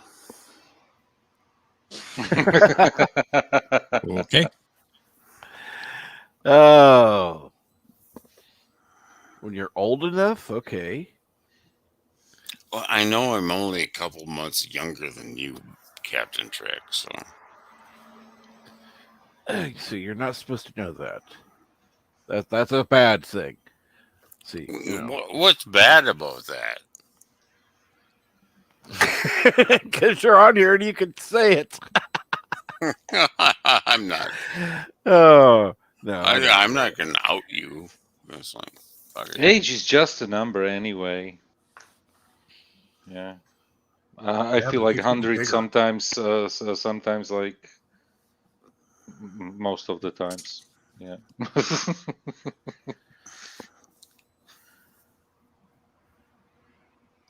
Trust me, there are times I feel like I'm 80. Other times I feel like I'm 30. And then I get up.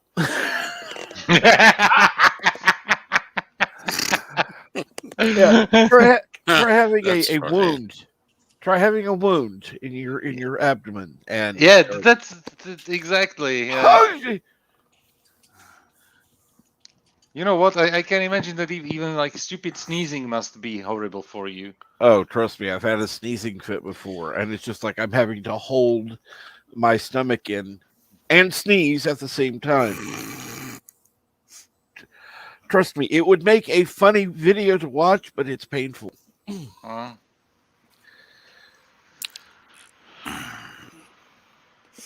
keep watching the chat, and I kind of wonder why V-Star doesn't come up. Unless she's stuck on her phone. More than likely, she's just not able to. She can come up another day. That's good. We got a nice panel anyhow. But of course, she's always welcome. So is I can't think of what to call him now. Darth Robot. Darth Robot. I'll just call him that. Oh, Darth Hastert. Yes. Darth Wheezy. The problem with bringing him up is we'll make him giggle too much and make him wheeze and.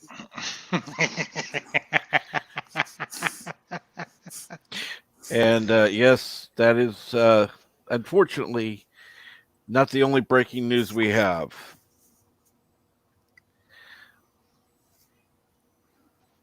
Actress that played Thelma Lou on the Andy Griffith Show passed away this Saturday.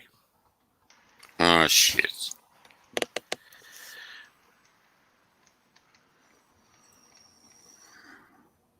People, I'm telling you, stop celebrating birthdays because birthdays make you older.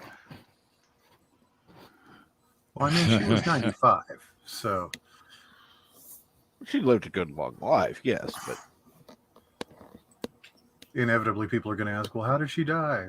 She was 95. She wrapped her bike around a phone pole up at Sturgis. Oh, God.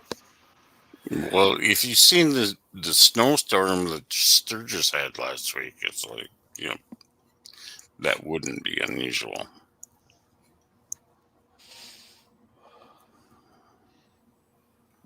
At 95, yeah. There's inevitably those reactions to somebody like in their 90s or late 80s or early century mark that are like, oh, how did they die? They were 88 to 105, okay? That was it. It was just time. Well, for some reason, I mean, and they always do list the cause of death. So there is this curiosity always, how somebody died. And we already know how somebody is born or conceived. So, yeah.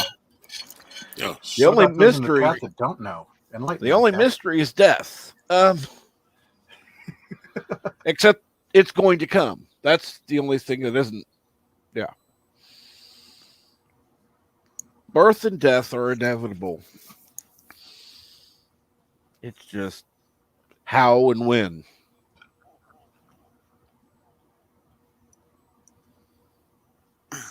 It's funny. My mother is 70, and few months ago, a singer here died at the age of, I don't know, 86, 87, and she was Mhm. like, at such a young age, why do the young ones die so unexpectedly? You know, it was like, okay, mama. Oh.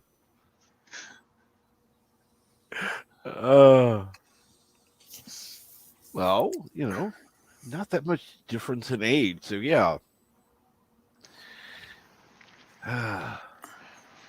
You know what? Sometimes I am like, okay, I'm 45, and it's like, how much time do I have left? And this is what I'm asking myself with 45.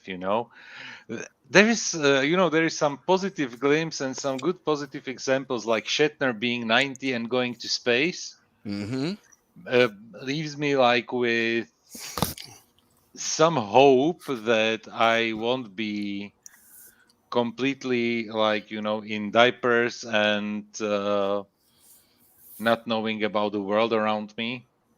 Right. There is hope,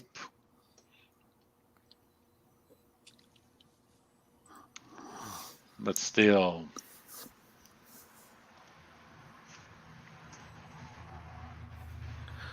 Well, there's always hope.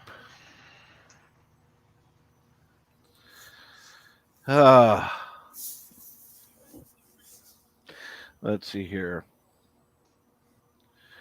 Now only Ron Howard is left from the original cast from the Andy Griffith Show.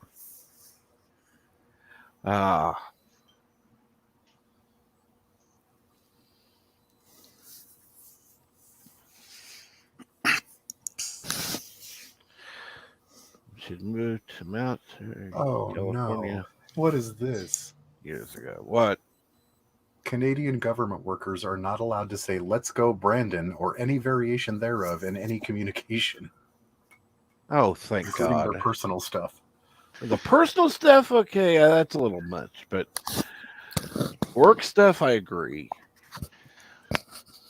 Work stuff, I agree as well. Personal, I find it ridiculous, and especially just imagine you have a kid called named Brandon.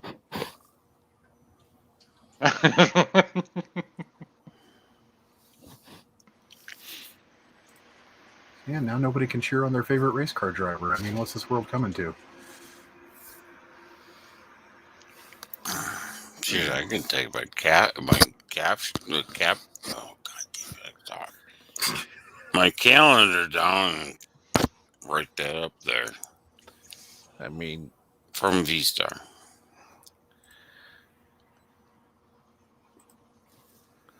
I'll be celebrating my 60th birthday. Woot woot. That will be November 8th.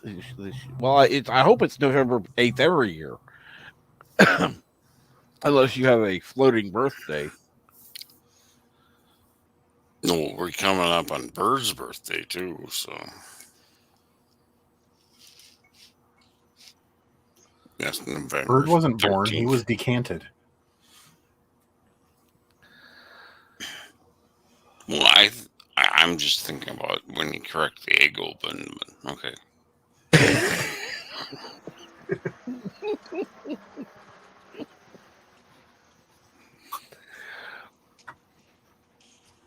He was decanted like wine or vinegar.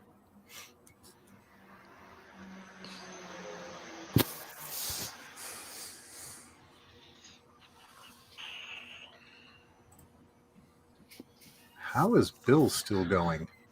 Oh my goodness. Oh, as you can tell, fun and excitement has just begun here.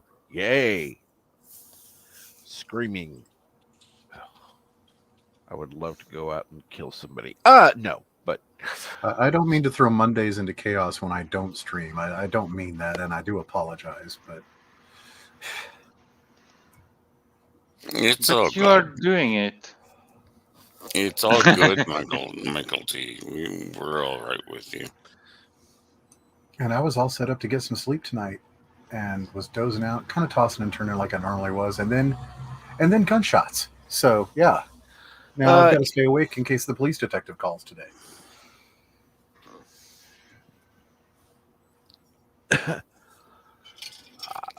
I would sleep. Screw it.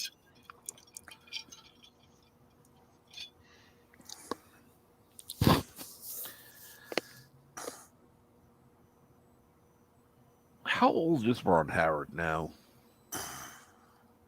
Bert is turning 43, I think. Bert is turning 43. Wow, that's just doesn't seem possible. 67. 67. Wow.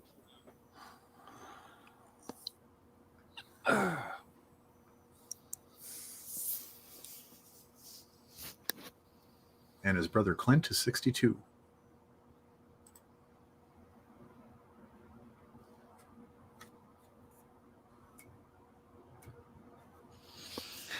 That is, it's funny. There was a time in my life I would have gone, "Wow, that's old."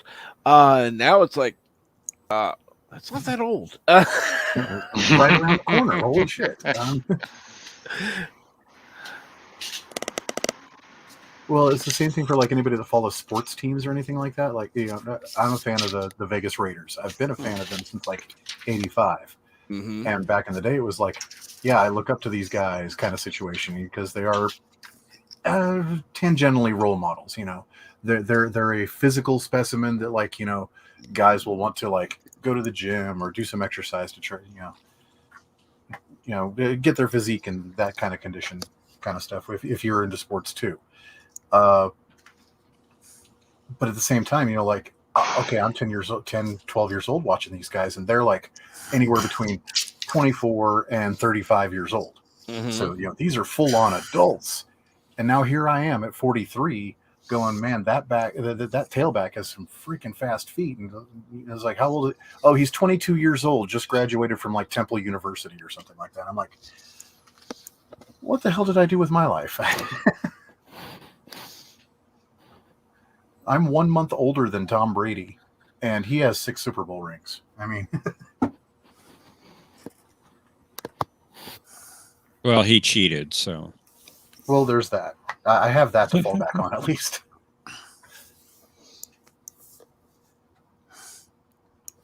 And again, as a Raiders fan, I firmly believe he fucking cheated.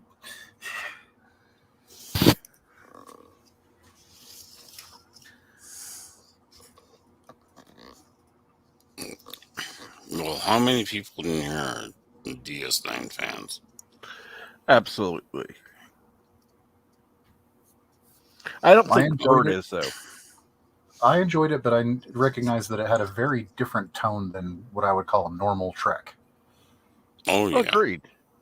Yeah, it was different. So, if I were to say, what is a rule of acquisition 190, what would you say? I would say, Google, what's rule of acquisition number 190? Exactly.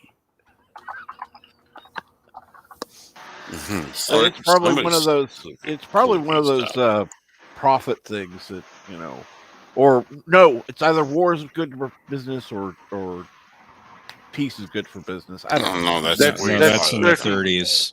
34 is war and 35 is peace. So Yeah. 190 is here all Here trust all nothing. trust all trust nothing. Yeah. Yeah. It was on Everybody it was else on hit memory Get alpha really Nerdy quick, recently on Salty Truckers channel. I know. As you can tell, I don't normally watch. John DeMarco has been making the questions and answers for that show recently. That would be an improvement. I give in to John and Rocky because I would never be able to get close to any of his questions that he says or asks.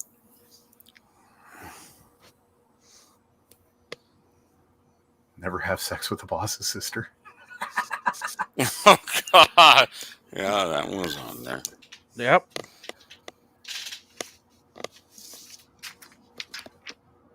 Oops. Oh.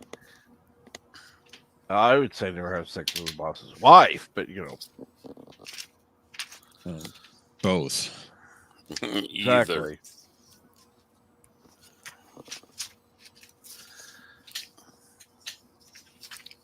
And Robert Rose Jr. says DS9, the Babylon 5 ripoff. Okay, we'll leave you with another one. I'll let you believe that. I'll let you believe that. Well, here's the thing, Cap. J. Michael Straczynski went to Paramount and pitched Babylon 5 to them. They rejected it. A few years later, this show called Star Trek Deep Space Nine appears with a lot of the same elements as Babylon 5.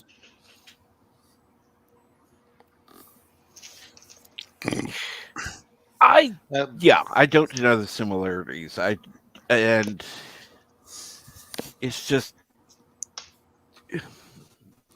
I hate to say it, in my opinion, because I haven't watched more than a few episodes. DS9 is easier and better to watch than Babylon 5. But again, I've only seen a few episodes. And from what you said, you'd have to watch seasons really in order to really appreciate it. Well, whereas what they did with is DS9, you don't. That's because you have the Star Trek mythos, the Star Trek universe already established. Because you've had the original series, the first 5 films at that point. No, actually 6. All 6 films. The original 6 films were produced by then, as well as Next Generation, the animated series. There's a lot of Star Trek before DS9. True. Babylon 5, you're starting out fresh.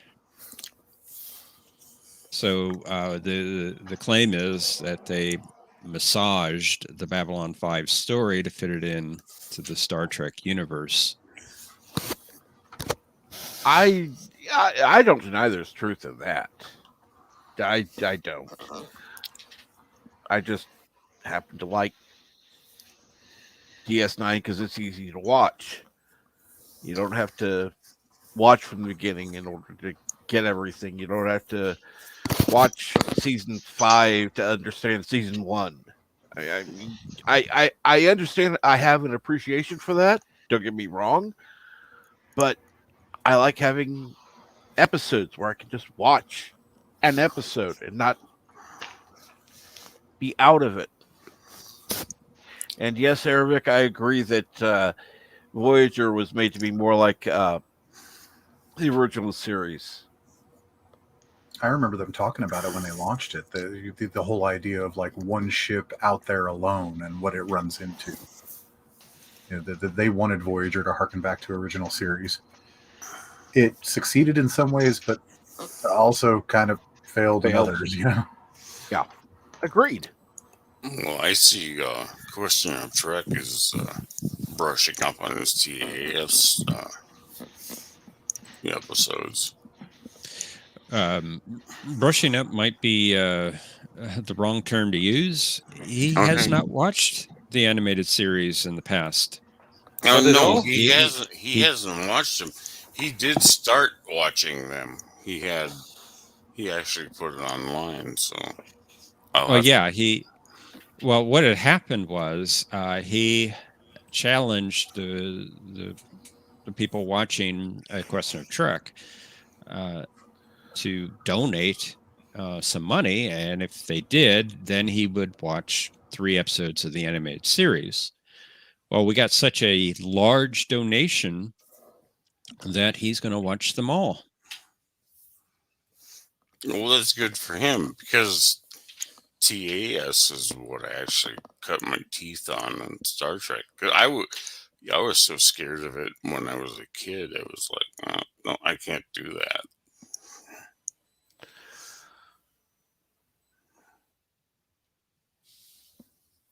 that. Mountains is saying that Babylon 5 and Deep Space Nine are 2 different shows, but DS9 did take so much from Babylon 5, including names, themes, and storylines. He likes them both.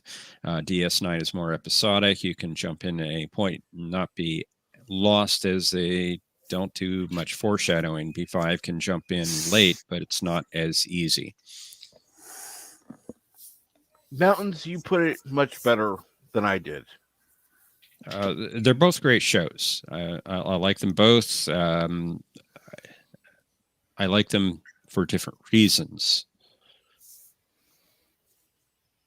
And I would say, and I found this to be true for myself, jumping into season 2 of Babylon 5 was easier than trying to watch it from the start.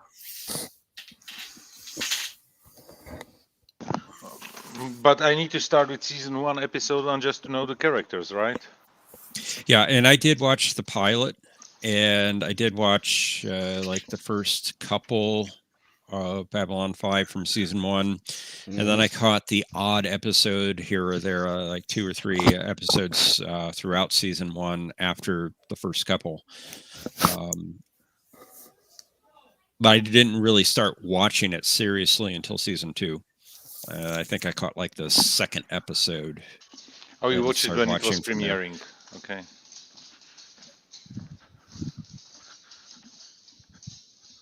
Right? And You- then you watched once- it when it once- was on TV. And then once they showed the reruns on TNT of season 1, I thought, oh my God, why didn't I watch this from the beginning? It's so good. Sorry about that. My interwebs was bad. No problem. And what episode would you recommend to start with Star Trek Discovery? Go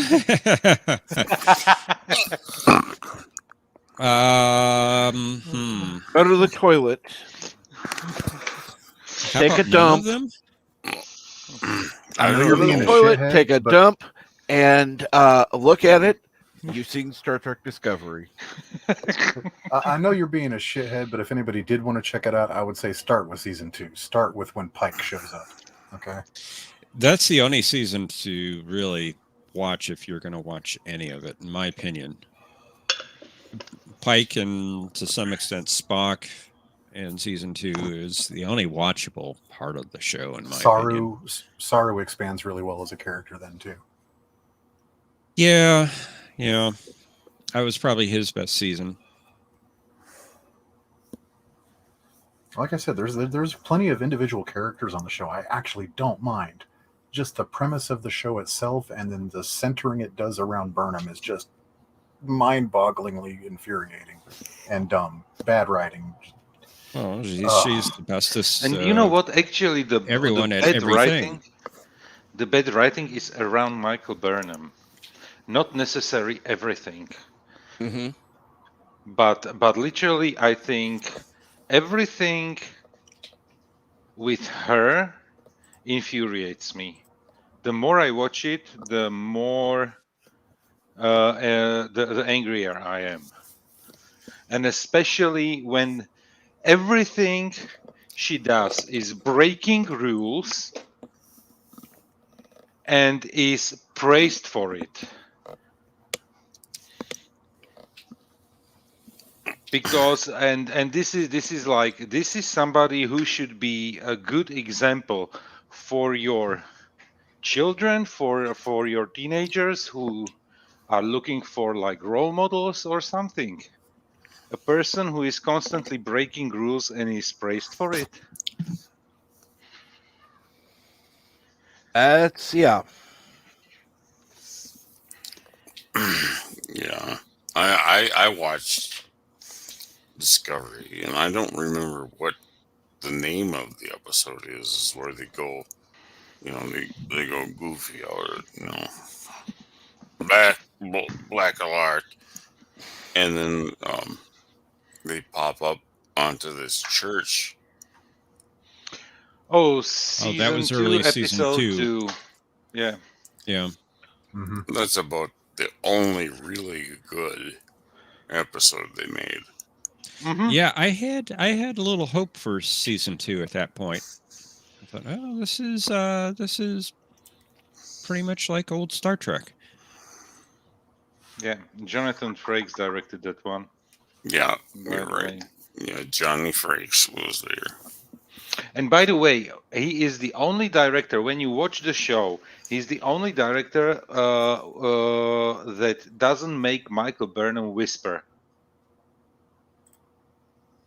Otherwise, in all other episodes, Michael Burnham is always whispering, whining, and crying about something.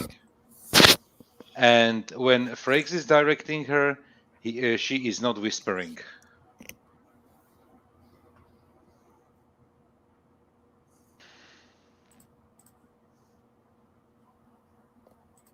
Well, it's like the third season. The only thing I really kind of like about it is how they changed her hairstyle. I'm sorry, I just gotta be a little bitch, but I just feel bad that like Oded Fair got wrapped up into this bullshit. You know what? He was actually a very good character, despite some horrible dialogue they gave him in two Yeah, episodes. In two he had episodes, he bad had writing. like he had very bad dialogue. It was Unification 3 and the last episode of the season, where he gives I've Michael always liked Burnham him. yeah, he gives Michael Burnham the command, and he explains that because she has a different type of thinking, like his daughter, who didn't do maths like with numbers but with pictures, and I was like, "What are you talking about? Do I if I draw like three unicorns, does it mean that I know now calculus or what?" It was just like stupid writing in that one. Yeah. Oh my god. And in Unification 3, yes, we're not sending the Discovery to Navarre, we're sending Michael Burnham. It is literally like they wanted to paraphrase only Nixon could go to China, like Spock from Star Trek 6, was it? But no, they made it like only Michael Burnham can go to Navarre. Mm-hmm. It's like go F yourself.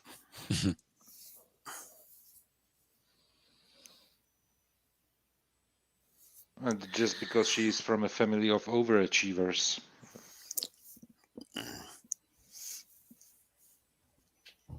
And good morning again, Dave G Sound. And hello, Red Cranium. Or should I say Jedi Bill? But November 18, we are getting season 4. Captain, watch parties. I will. I.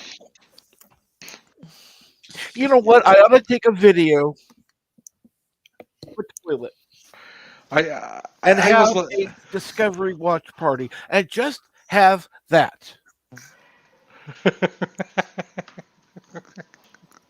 it's like, yeah, it's like when you started the sentence, I was like, okay, I'm going to be kicked right now. The only problem is I'd have to create a video because I can't steal another video and stream that for an hour. Although that has given me an idea. That's pretty bad. Uh-oh.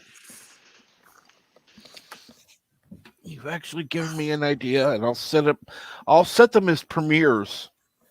People watching will tune in to find it's not Discovery, but it's just as bad. You'll have the experience of watching Discovery and not break copyright law in any way, shape, or form. No. I'm picturing like Captain Trek actually having the camera on for the 1 hour, pointed at the toilet. Wow. For shit's sake. Good God.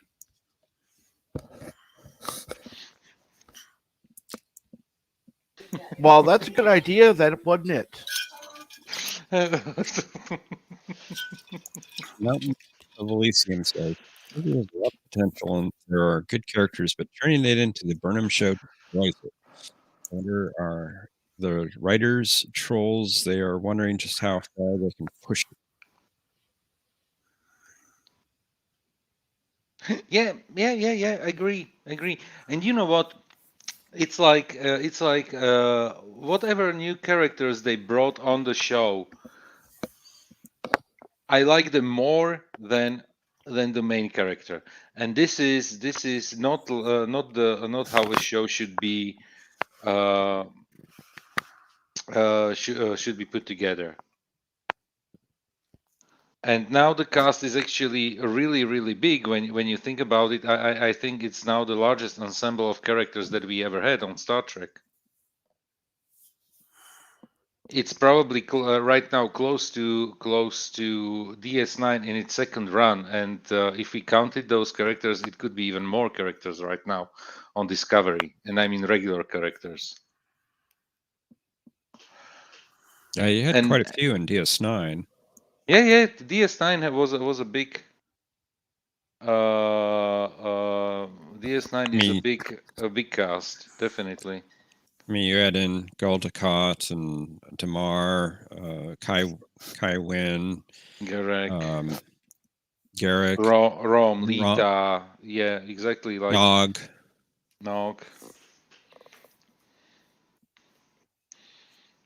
Gowron, Martok, yeah. Martok, yeah. Well, everybody you talked about that list, Chase Masterson had the biggest assets of all.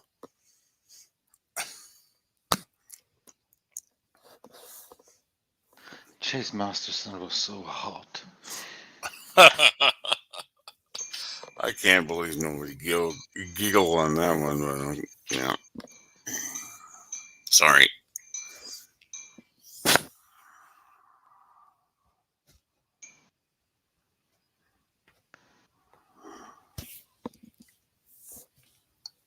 The potatoes have spoken. I'm guessing because his internet has been. Oh. He was knocked out more than once. So the potatoes have spoken.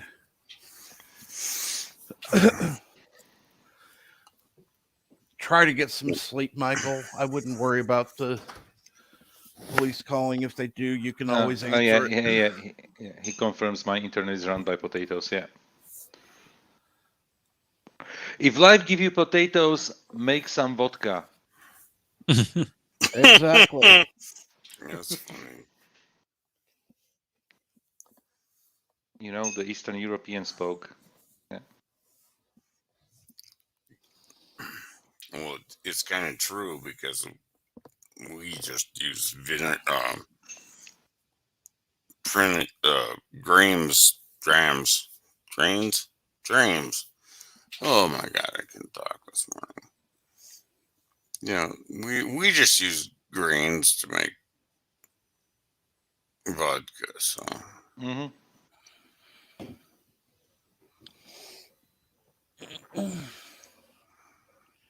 And yes, mountains, exactly. As you put it, Discovery writing is so toxic, it's poisoning the enjoyment of a good character. Jet Reno is a good example. It took me so long to appreciate her because I had to be so annoyed at the bad Burnham writing. Yeah, this is the problem. That Jet Reno is an excellent character.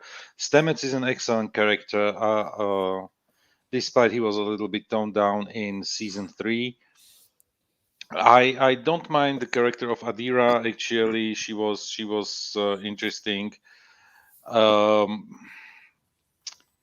It's like the bridge crew. The folks from the bridge are as well like good characters.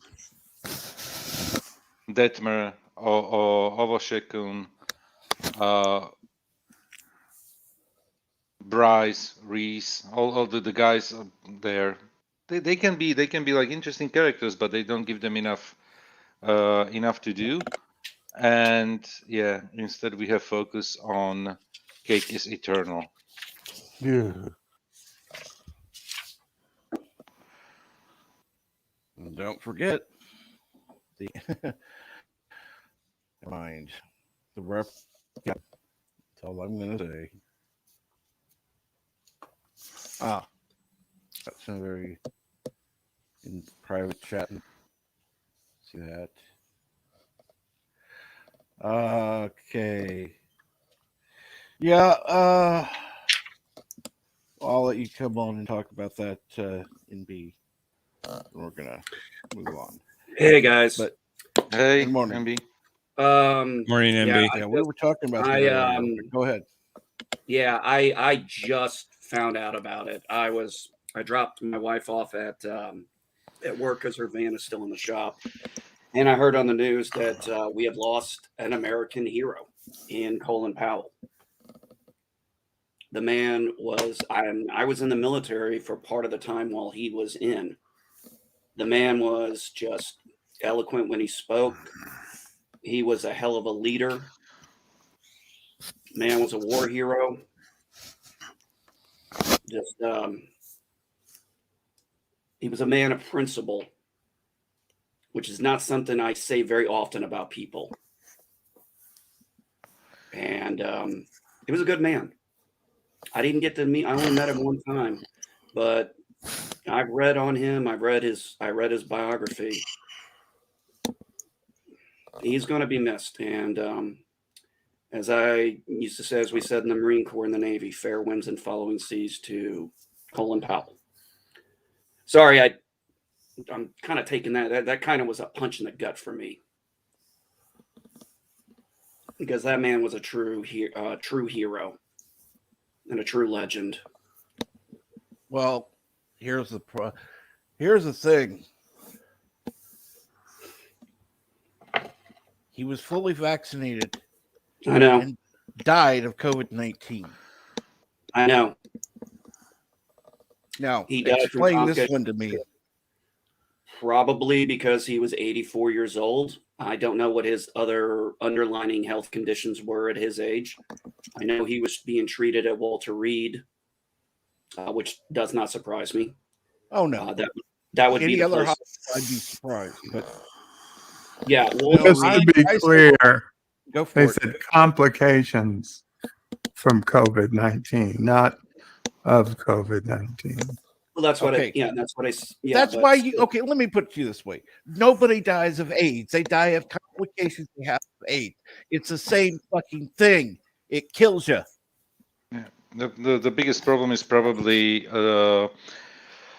And this is one of the things that they keep saying, that that with older people the antibodies are not probably created.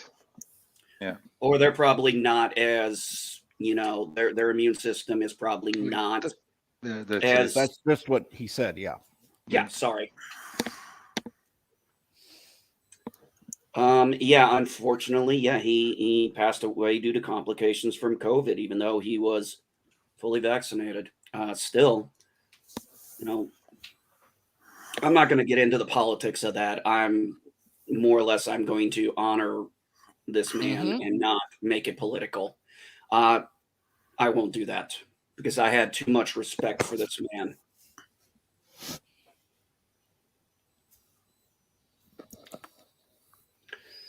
I mean, he's one, Schwarzkopf. There's some modern legends in the military that have come around in the last 40, 50, 60 years. And he was one of them. I mean, you don't make it to being a 4-star general just based on your looks. I'm just saying. No.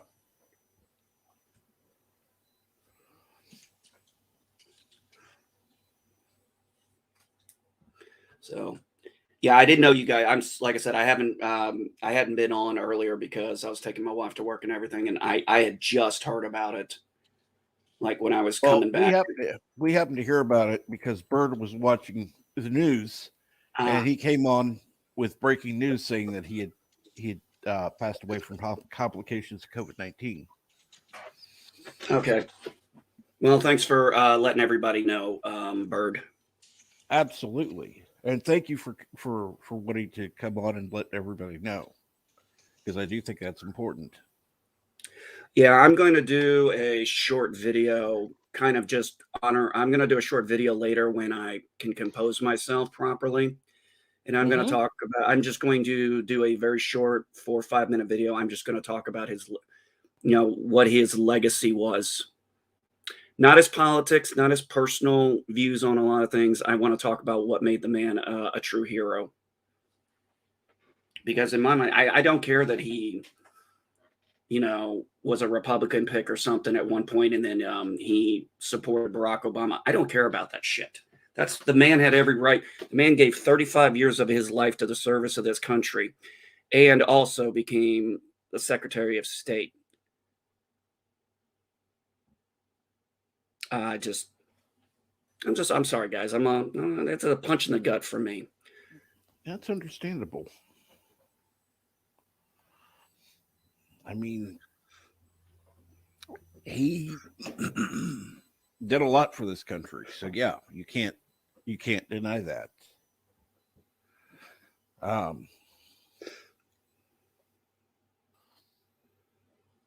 One of the great things was he really recommended that they have sometimes they have like the Commandant of the Marine Corps would have his reading list, recommended reading list of books.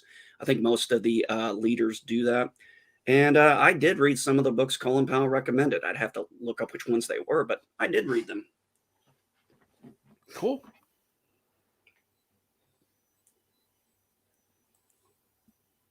I think I'm gonna actually go outside. If I could, I'd put my American flag at half mast right now.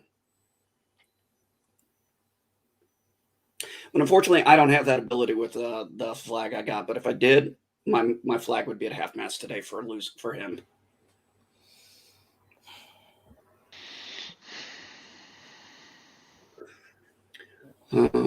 So on a lighter note, did anybody see Dune yet?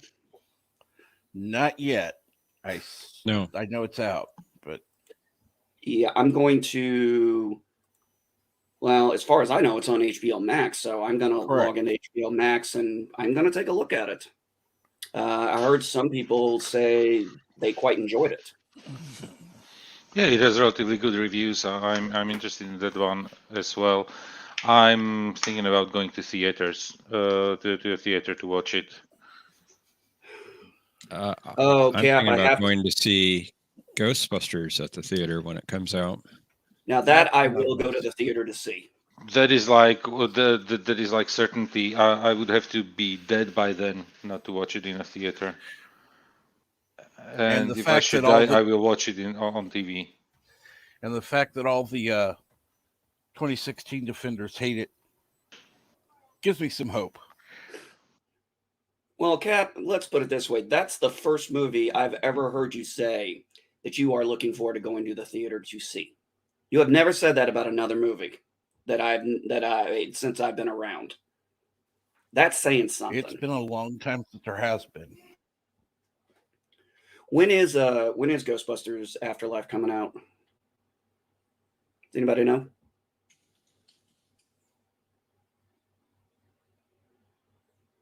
What was the question? Sorry. When is November 19th. Yeah. Okay. So about a month from now. At least here in the States, it's November 19th. I don't know about internationally. Yeah, that's going to be a family event for us. We're all going to go see the movie.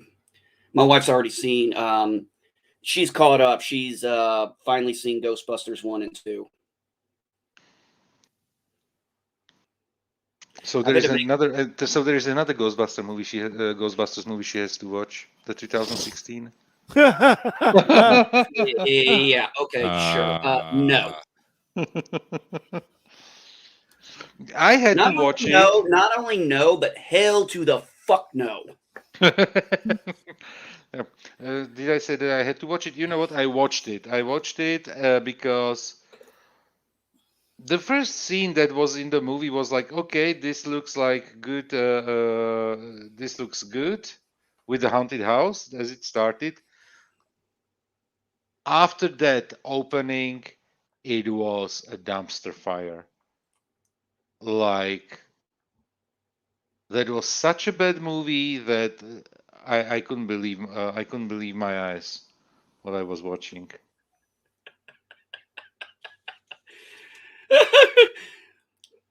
One of my friends was showing E Entertainment had We Love Movies, and it's Die Hard, and everybody's like, "Damn it, dude! It's not Christmas yet." Exactly. Sorry, Die Hard movie. The Die Hard is a movie that is on TV every single year. The first December weekend when we basically put up the Christmas tree. Absolutely. It's Die Hard movie. So basically the first two movies are always like putting up the Christmas tree and then having a drink or something and watching movies. Yeah.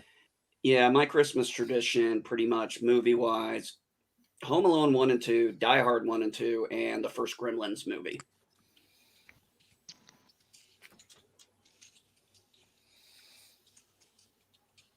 Yeah, Rick Sunder, Cowboy Bebop, the live action.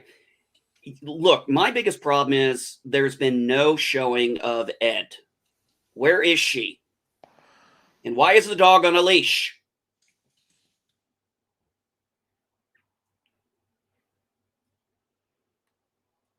Cap, I don't think have you seen Cowboy Bebop? Nope. Anybody else, or am I the only one who's seen Cowboy Bebop? I guess I'm the only one here. So basically, Sorry, Cowboy Bebop.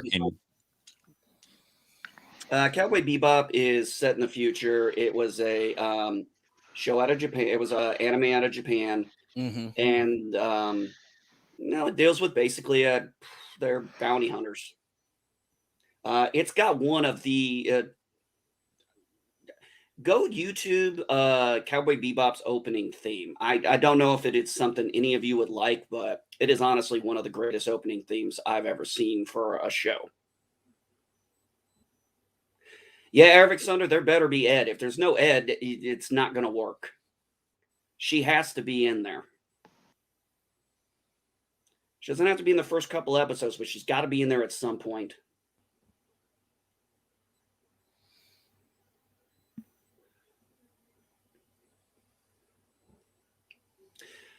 Still got 2 more episodes of Squid Game. I think my wife and I are going to try and at least watch one of them tonight. That show is just fucking amazing.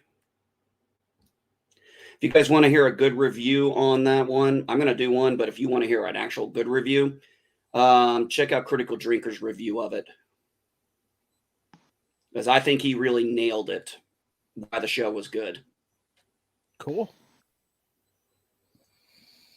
And Eric says it's great sci-fi anime. It really is. I have it on Eric Sunder. I actually have it on Blu-ray. I saw it one day. It was available on Blu-ray at a store I was at, and I yanked that thing up so fast it almost made my head spin.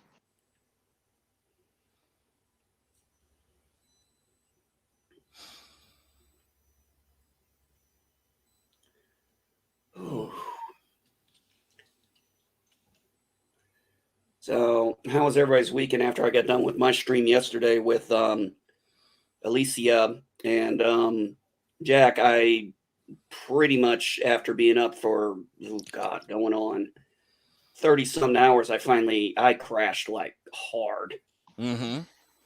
I stayed up. I was like, I am staying up. I am doing this at 3 p.m. I'm going to stop at 4.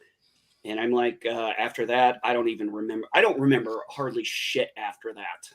I just remember waking up this morning. I barely remember a damn thing after I finished my stream.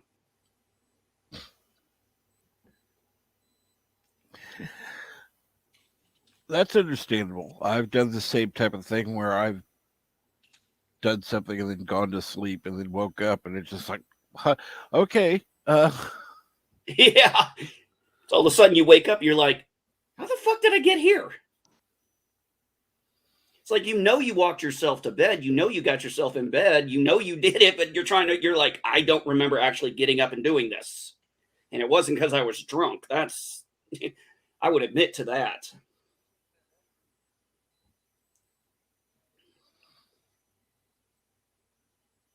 Yeah, I think for the rest of the week, I'm gonna leave this avatar up. I'm gonna use this avatar for the rest of the week. Cool.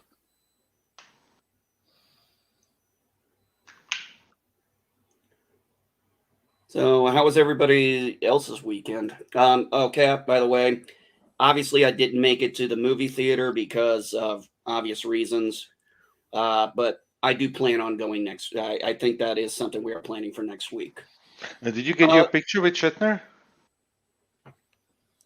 Yeah, I still haven't. I was going to put it in the frame yesterday, but I haven't gotten around to it because I went to sleep. But yes, I did. Cool. Super.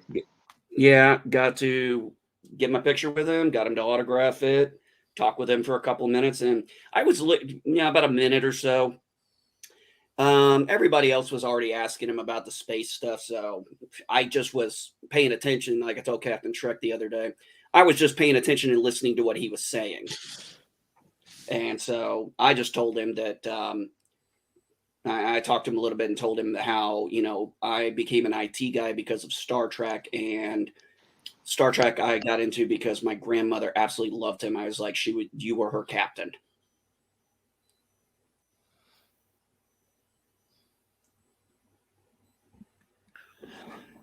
Robert Rozier, I don't know if they could do. I don't know if Akira is adaptable to live action. It's been a long time since I've seen Akira, but I don't know if that's one they can actually make into a live action movie. And I know back in the day they tried it with Fist of the North Star, and that was garbage. Right.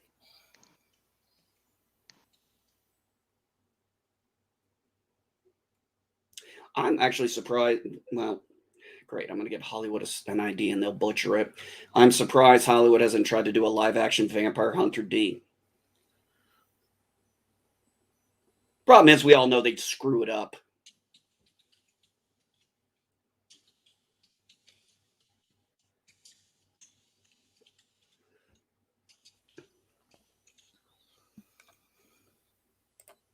I'm sure it would. I'm sure it would be screwed up. Yeah, those are actually a couple of movies I need to get on physical media. Another one, I need to get the anime of Ghost in the Shell. The actual good one, not that live action shit they did that was just garbage with Scarlett Johansson in it. That was a weird movie. It was weird. It just did not feel like the anime. It's like, if you're going to take an IP like an anime and turn it into a live action, take a tip. Watch Michael Bay. Watch what Michael Bay would do with Transformers, and do everything the opposite of what he did.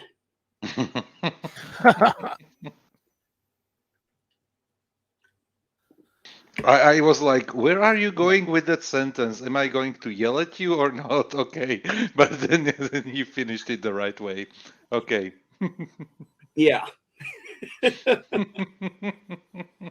Yeah. You want to know how not to do an animation to live action, which I still find hilarious. They call it live action. I'm like, how do you call it live action when it's mostly CGI? Good question. They called the remake of The Lion King live action movie. And it was like, yeah, I know. This is live action. Jungle Book is live action.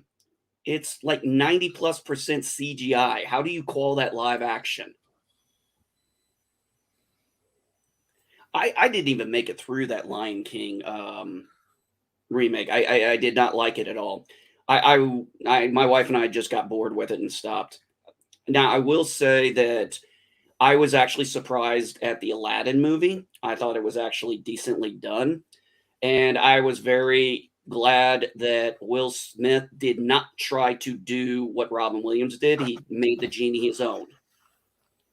He did not try to do what Robin Williams did. And I was like, oh, thank God. Well, you're not going to be able to I don't care what kind of a good comedian you're not going to redo what Robin Williams did. It's not going to happen. So you either do one of two things. The stupid thing would be try to do exactly what he did, or two, honor the fact that you know you're not going to be able to do it, and do it and at least try to make it your own character. I'd agree. I like what Mar said there. I actually have to agree with Mar on that one at this point.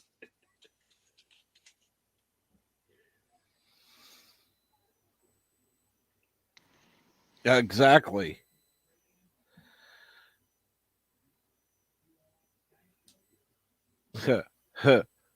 Yep.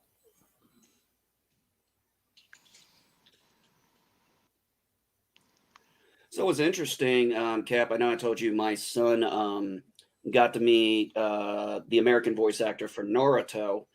And, I had, I'm going to say this. If people don't think manga and that Japanese animation stuff is popular, my son had to wait 2 hours in line. Oh, yeah. And that line was always big. That you'd have people leave, more people were coming in. Everybody wanted, that was like the big one. That was almost as big as William Shatner's. It was just, it blew my mind how many people were just, I ran into someone in Terre Haute, and I saw them, they had a Naruto shirt on, and I had mentioned to them that the voice actor, she's up in India, and I said she's going to be there Sunday, and I would recommend getting there early, because we waited out. My son waited 2 hours. And the thing is, though, this showed a real maturity in my son. He waited the full 2 hours, did not bitch once about it. And I asked him, I said, was it worth it? He goes, 2 hours standing in line to meet her? Yes, it was worth it. So that was a real sign of maturity from my son.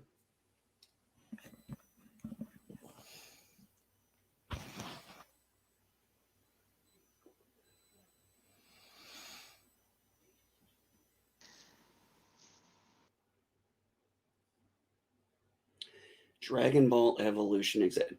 Oh, that's right. They did make a Dragon Ball movie. I didn't see it.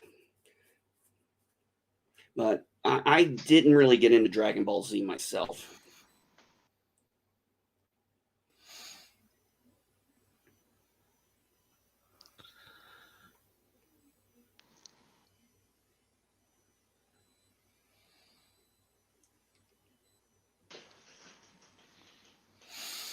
Silence. I'm trying to work here. I know.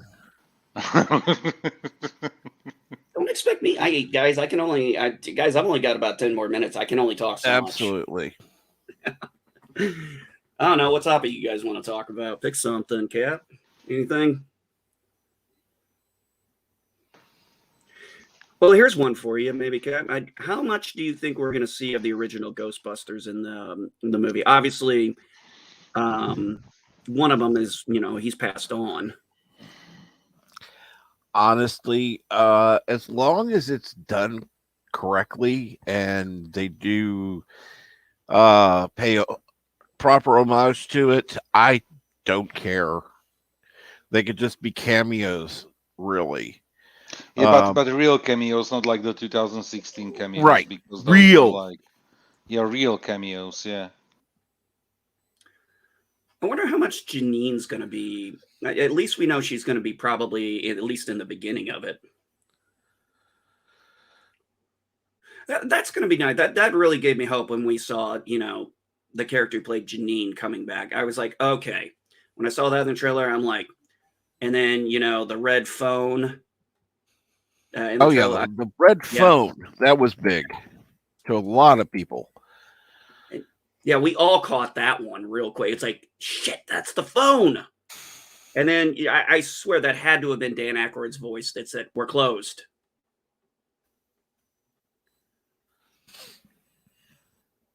But yeah, seeing that red phone, yeah, that just, whew. Oh, Cap, I never told you this one. My first time I saw Ghostbusters was actually in black and white because when the movie came out, we didn't go see it in theaters. My parents couldn't really afford the money at the time. But for Christmas one year, they got me a TV, which, you know, as a kid, that was a big freaking deal in the 80s. It wasn't color, it was black and white. And I didn't give a shit. I was like, I got a TV. Yep. And, you know, no remote. You had to get up, click, click, click. I know everybody remember. I know most of us remember those days. You know, who was the remote? Your kids. Get up and change channel. To what? Whenever I tell you to stop. We had 4 channels, 5. I think we had about that many too. What would it be? CBS, ABC, NBC. Fox wasn't even in existence at that time. Nope. Yeah, wouldn't that be? What else would it be, Cap? What do we remember? CBS. They had ABC, independence. NBC. They had independent stations, and they also had PBS.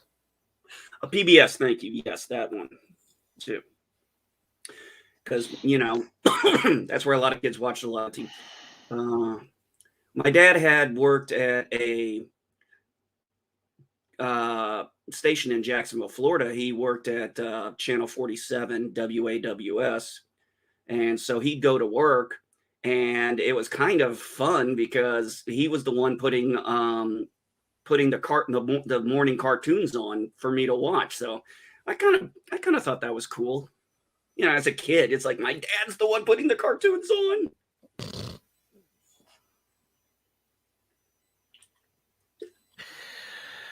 Oh, I do like that comment. Mountains, Dragon Ball sound painful.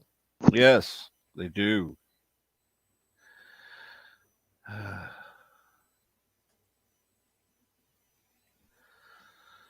I disagree, Mar. That red phone is a big deal. Absolutely a big deal. To Ghostbuster fans, yeah, that red phone was a big deal to see. Yep. I mean, I think that was the thing most people were talking about. Was just that part at the end. And they knew it was going to be a big deal when they did it at the end. That's why it was at the end of the trailer. Yep.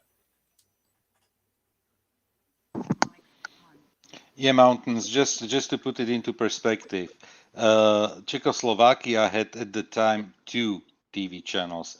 One was the federal one, and the second one was, and channel 2 was always like Slovakia had one, and Czech Republic had one. And the other 2 that we had were Austrian television as well, PBS, the public broadcasting, public broadcasters, and then there was another 2. Those were Hungarian. But one of the Hungarian channels had a very bad reception. So actually, I could only like watch 5 TV channels. Yeah. Where to this day I wasn't able to learn Hungarian properly. I understand here and there, but it's the funniest thing happened to me. We went to it's like a spa in Hungary. We went there, and it's close to the borders to Slovakia, and I was there, and I wanted to go and buy me a coffee and something like a cake. And I went over to that to the lady, and I asked her in Hungarian, very broken Hungarian, what I wanted. That I wanted to have like a coffee, and she asked me in Slovak if with milk or without, and I was like, "Oh, thank God." What's happening? But it's pretty normal that people from the area around the borders, that they work either like Hungarians in Slovakia or Slovaks in Hungary. Mhm. It's pretty much pretty common. And since the borders opened, like Schengen, so that you can basically just cross the borders without passport, without any type of like control, so no stops. The villages around the borders are basically right now, even it doesn't matter if it's Hungary or Austria. Those are like sleepy villages at before that, but now it's basically occupied. I say literally occupied by Slovaks because the population isn't like 10% of Slovaks and the rest Hungarians, or 10% of Slovaks and the rest Austrians. It's literally 60-40 for the Slovaks right now.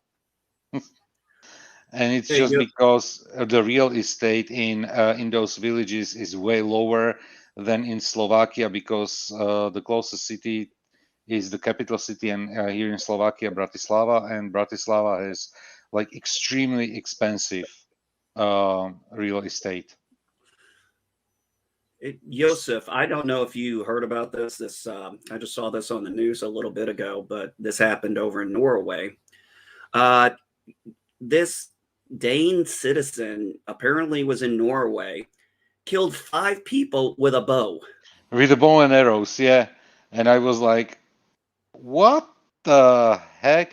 But he was radicalized. But not only that, he was as well like a psychiatric patient. Yeah, And I saw that, and I was just yeah, like, but I was still, like, you a know bow what? attack. They are following him. They have him on the radar as somebody who is potentially dangerous, and he still manages to kill 5 people. You know what this is? And bow and arrow. Yeah, like getting guns here in Europe is generally way harder than getting guns in the United States. So yeah, but definitely bow and arrow. It's like people are actually professionals were very surprised that it's a very actually for a moving target, using bow and arrow, it's a very inaccurate weapon. Like shooting like a sport. Mhm. When you have it as a sport and you are shooting at stationary targets, everything's fine, but shooting at moving targets and actually being able to kill those people, it was considered like ridiculously difficult, and the guy managed to kill like 5 people. Yeah, that was just crazy to hear. I was like, bow attack. It took me, honestly, it took me a second to realize what the hell they were talking about. I was like, Yeah. I was taken aback. I'm like, a bow attack? And I had to look at it, and I was like, bow and arrow. I'm like, son of a bitch. It's like, it's not something you hear about. You'll hear about shootings or stabbings, but I think that's the first time I've ever heard about somebody going on a killing spree with a bow and arrow. Not that I'm justifying it. I'm just saying that just kind of shocked the shit out of Yeah, me.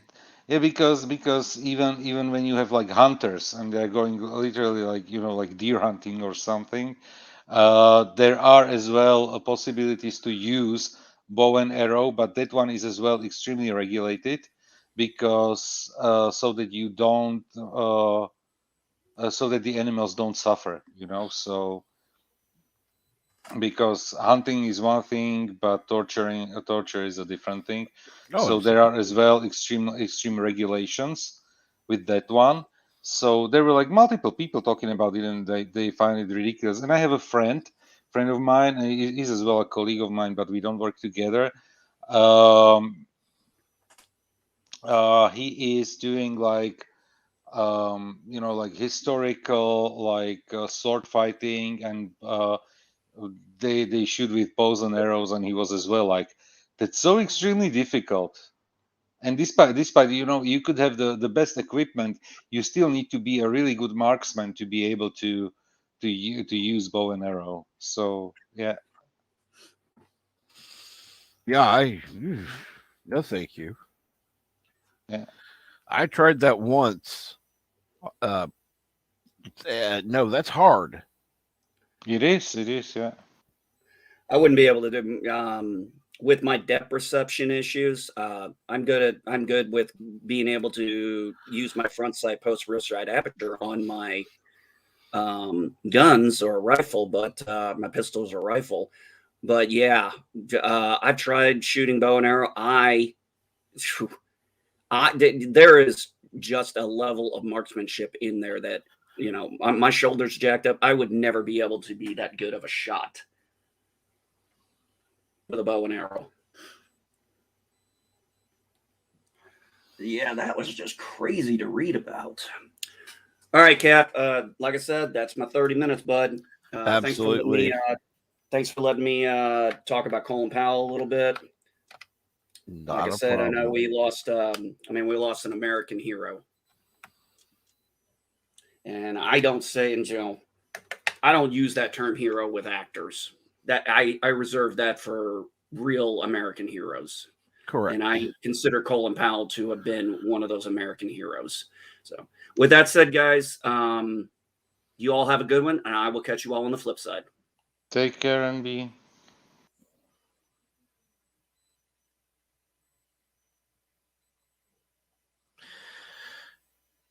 Let's see here. Really?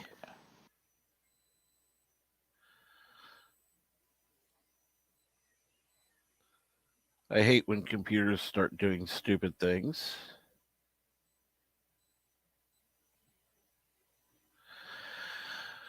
Oh well.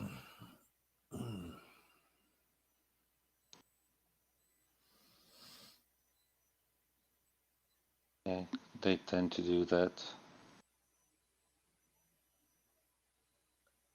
And Martin says here, when I went to Paris, I tried to ask for directions in French. When I was done, the guy told me in English, and I was having too much fun listening you to struggle with French.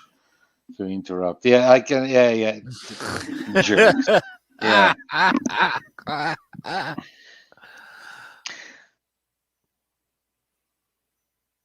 Exactly. But right now in Paris, it is really good during the main tourist season, at least. At least when it's really like the season. You have many people like volunteers working for the city who are helping you with finding directions, the subway, help you with the subway, help you point you in when you are looking for something in Paris. So it's really good. And in English, of course. So because otherwise to communicate with Paris is not a problem actually with English. Different other parts of France, yeah, that's a different story.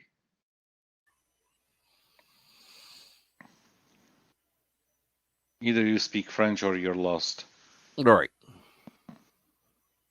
Paris is not that big of an issue because they live from the tourism, and actually I find it so funny when you look at some of the like like typical sightseeing areas or monuments or when they show you like pictures from the Louvre with Mona Lisa and this. I don't know when you could come to the museum and go to look at the Mona Lisa and you wouldn't be at the end of the hall because it's in a big hall and there is like hundreds and hundreds of people trying to look at the picture, and the picture is so small. It's actually really slightly bigger than a sheet of paper.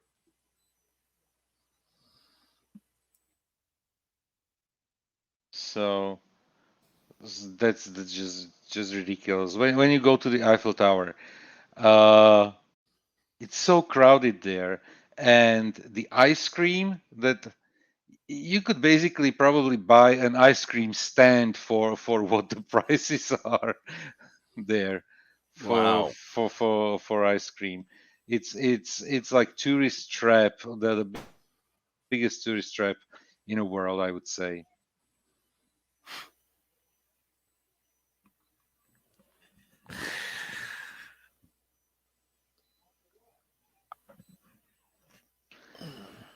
Not says I found in Paris if you attempt French first, they are really helpful, but if you start with English, they are not so helpful. Yeah, yeah.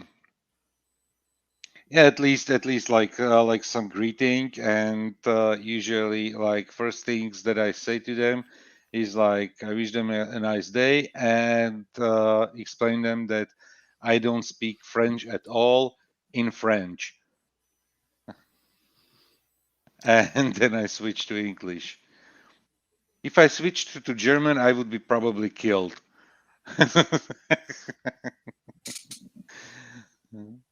Okay, I'm sorry I've been away for a while. I've been Not a problem.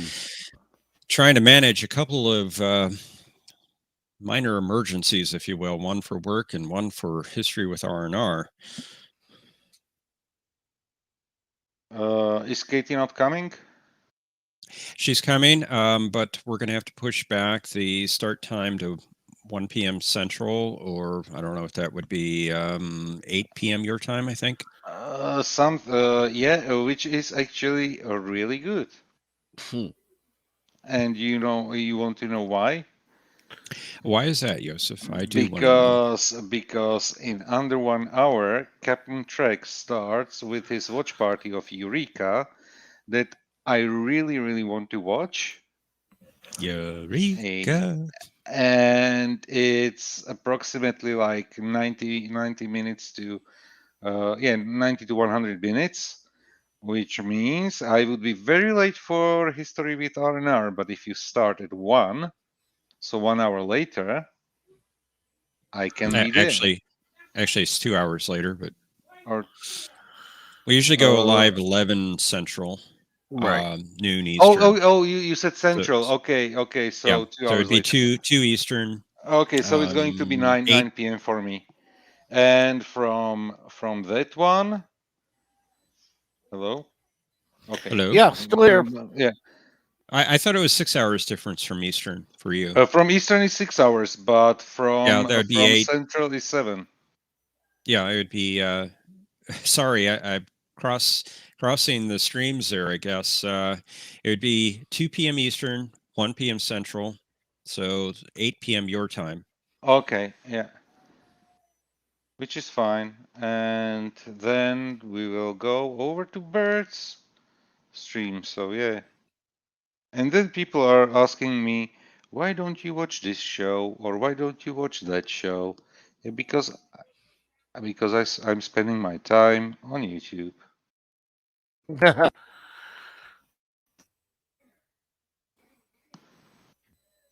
Yeah, simple as that.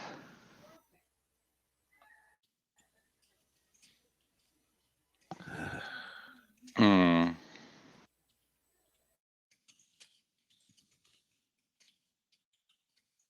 Hmm. And Mars says, not in France, they love us there. Yeah, sure. Yeah, keep telling yourself that. And Mountain says here, I was really lucky when I went to Louvre. Someone told me about using ticket kiosks that were opposite side from the main ticket booths, which allowed me to skip the long queues.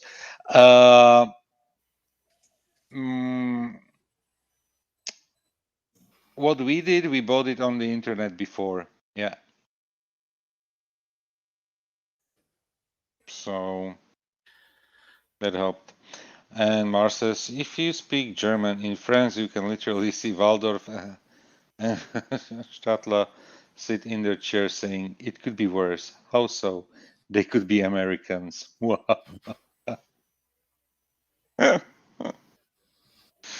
Yeah.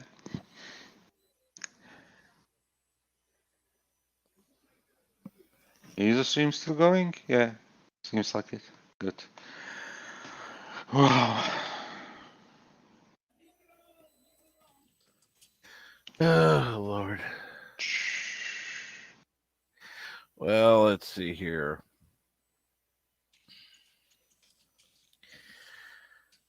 Let me check that real quick.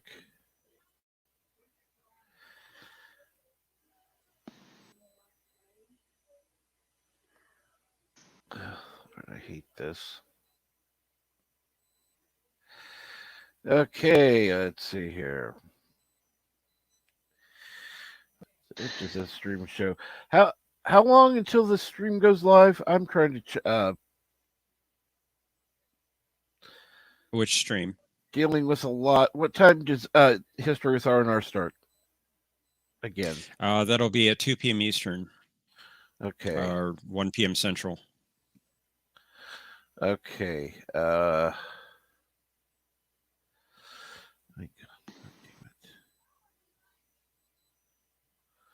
All right. I think I'm going instead. Okay, that should give me plenty of time. It should still give me plenty of time. I was going to start originally at 10 a.m. But let me check. I want to make sure when it's going live. God, this is not a day for me. Oh, I have it set for 11. Okay, I gotta go back. Edit. So I'm going to set it up for. Come on, time. Set it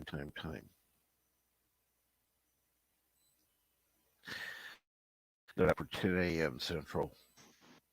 That way, there's plenty of time.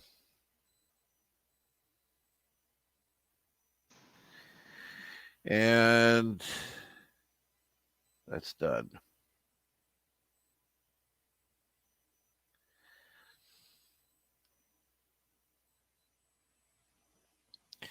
And Bird, what are you going to be doing today?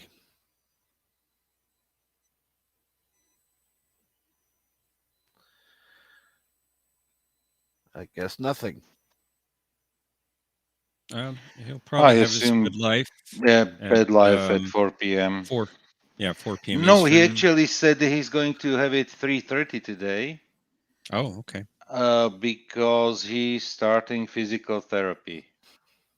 Oh, that's right. He did say that. You're correct. Yeah.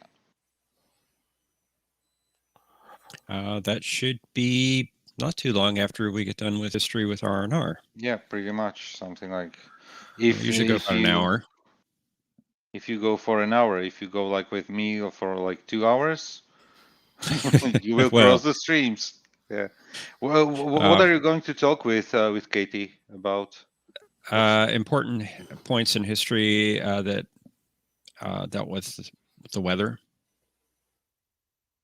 Yesterday, actually, I heard an interesting thing that how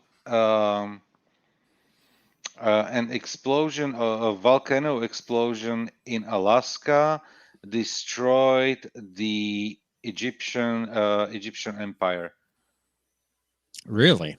Yeah, That's interesting. that the Nile and the floods that Egypt relies on so heavily or relied so heavily because of the crops and everything is heavily influenced by the weather. And since the volcano that exploded those, I don't know, 2000, I don't know how many years ago in Alaska, Well, created. just ask Salty Trucker. I'm sorry, I didn't mean to interrupt. He was around back then. It created such an ash cloud in the atmosphere that it disrupted the Nile, in so the floods didn't come, so that they had like a period of drought, and that it caused some famine and basically the fall of the Egyptian empire. So there are stories like that. important, but I would have to check on the dates. And because it was just a TikTok that I was just watching before I went to bed yesterday, and it was like very interesting story, and I was like, oh yeah, fine, and next, you know how it is with TikTok. Now, speaking of having you on History with R&R, we need to get you back on some point, Joseph. What am I supposed to talk about? We'll talk more about what we've been talking about with you. Okay. I mean, That's it's a very interesting. possibility. People were very engaged with those streams.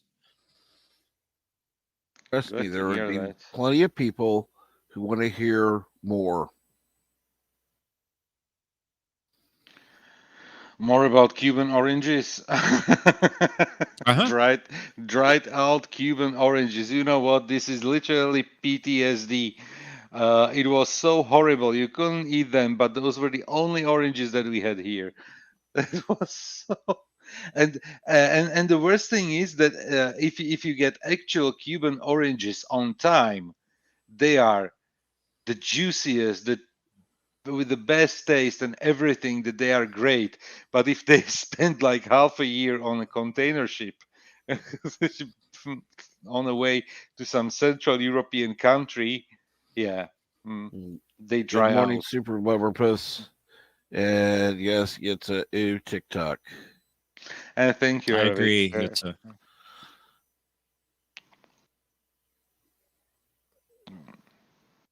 Oh, TikTok. Ervik says, Yeah. yes, those streams were very interesting with the randomness. Yeah, thank you. Oh man.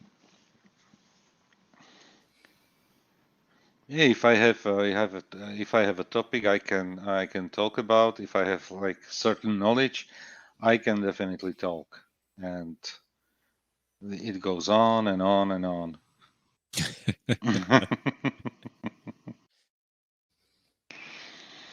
So, but I'm really looking forward to listen to Katie what she has to say,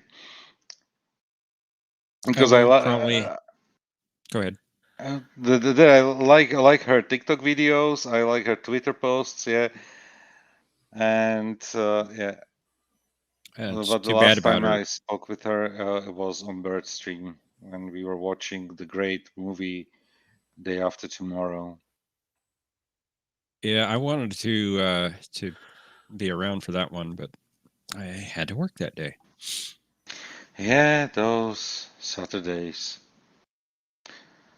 But Bert ignored his commitment to Cinema Saturdays the last 2 weeks already. So Yes, this he did. Saturday there was nothing. The week before there was only a gaming stream.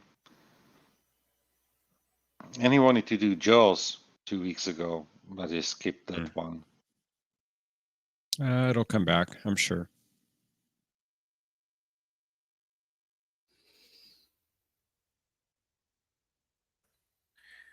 Right. Sorry, I'm reading here Mountains what he said about the Mona Lisa.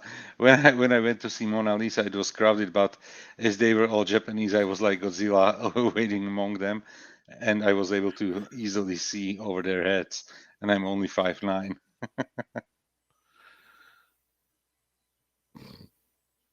I like that. I like that. Yeah. Arabic, there was nothing like gay community. There, it was actually um, uh, considered a crime. Yeah, simple as that.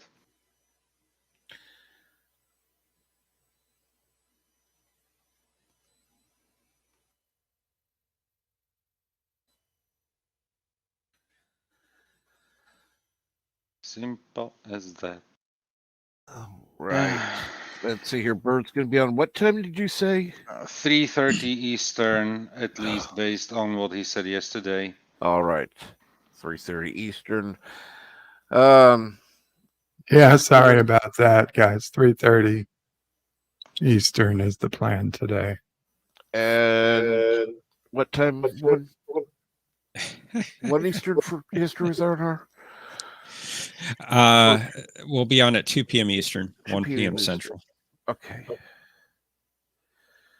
And Captain, you will be on. I moved it. Eureka's gonna start in about half hour. So I think I'm gonna wrap things up here. And I do want to thank everyone who's been on the panel today and everyone who's been in the chat. Thank you so much. Join me and hopefully Yosef watching Eureka episodes 4 and 5. 4 and 5. Yes, thank you. Again, that'll be on this channel in about 30 minutes. So talk to you all soon and have a great day.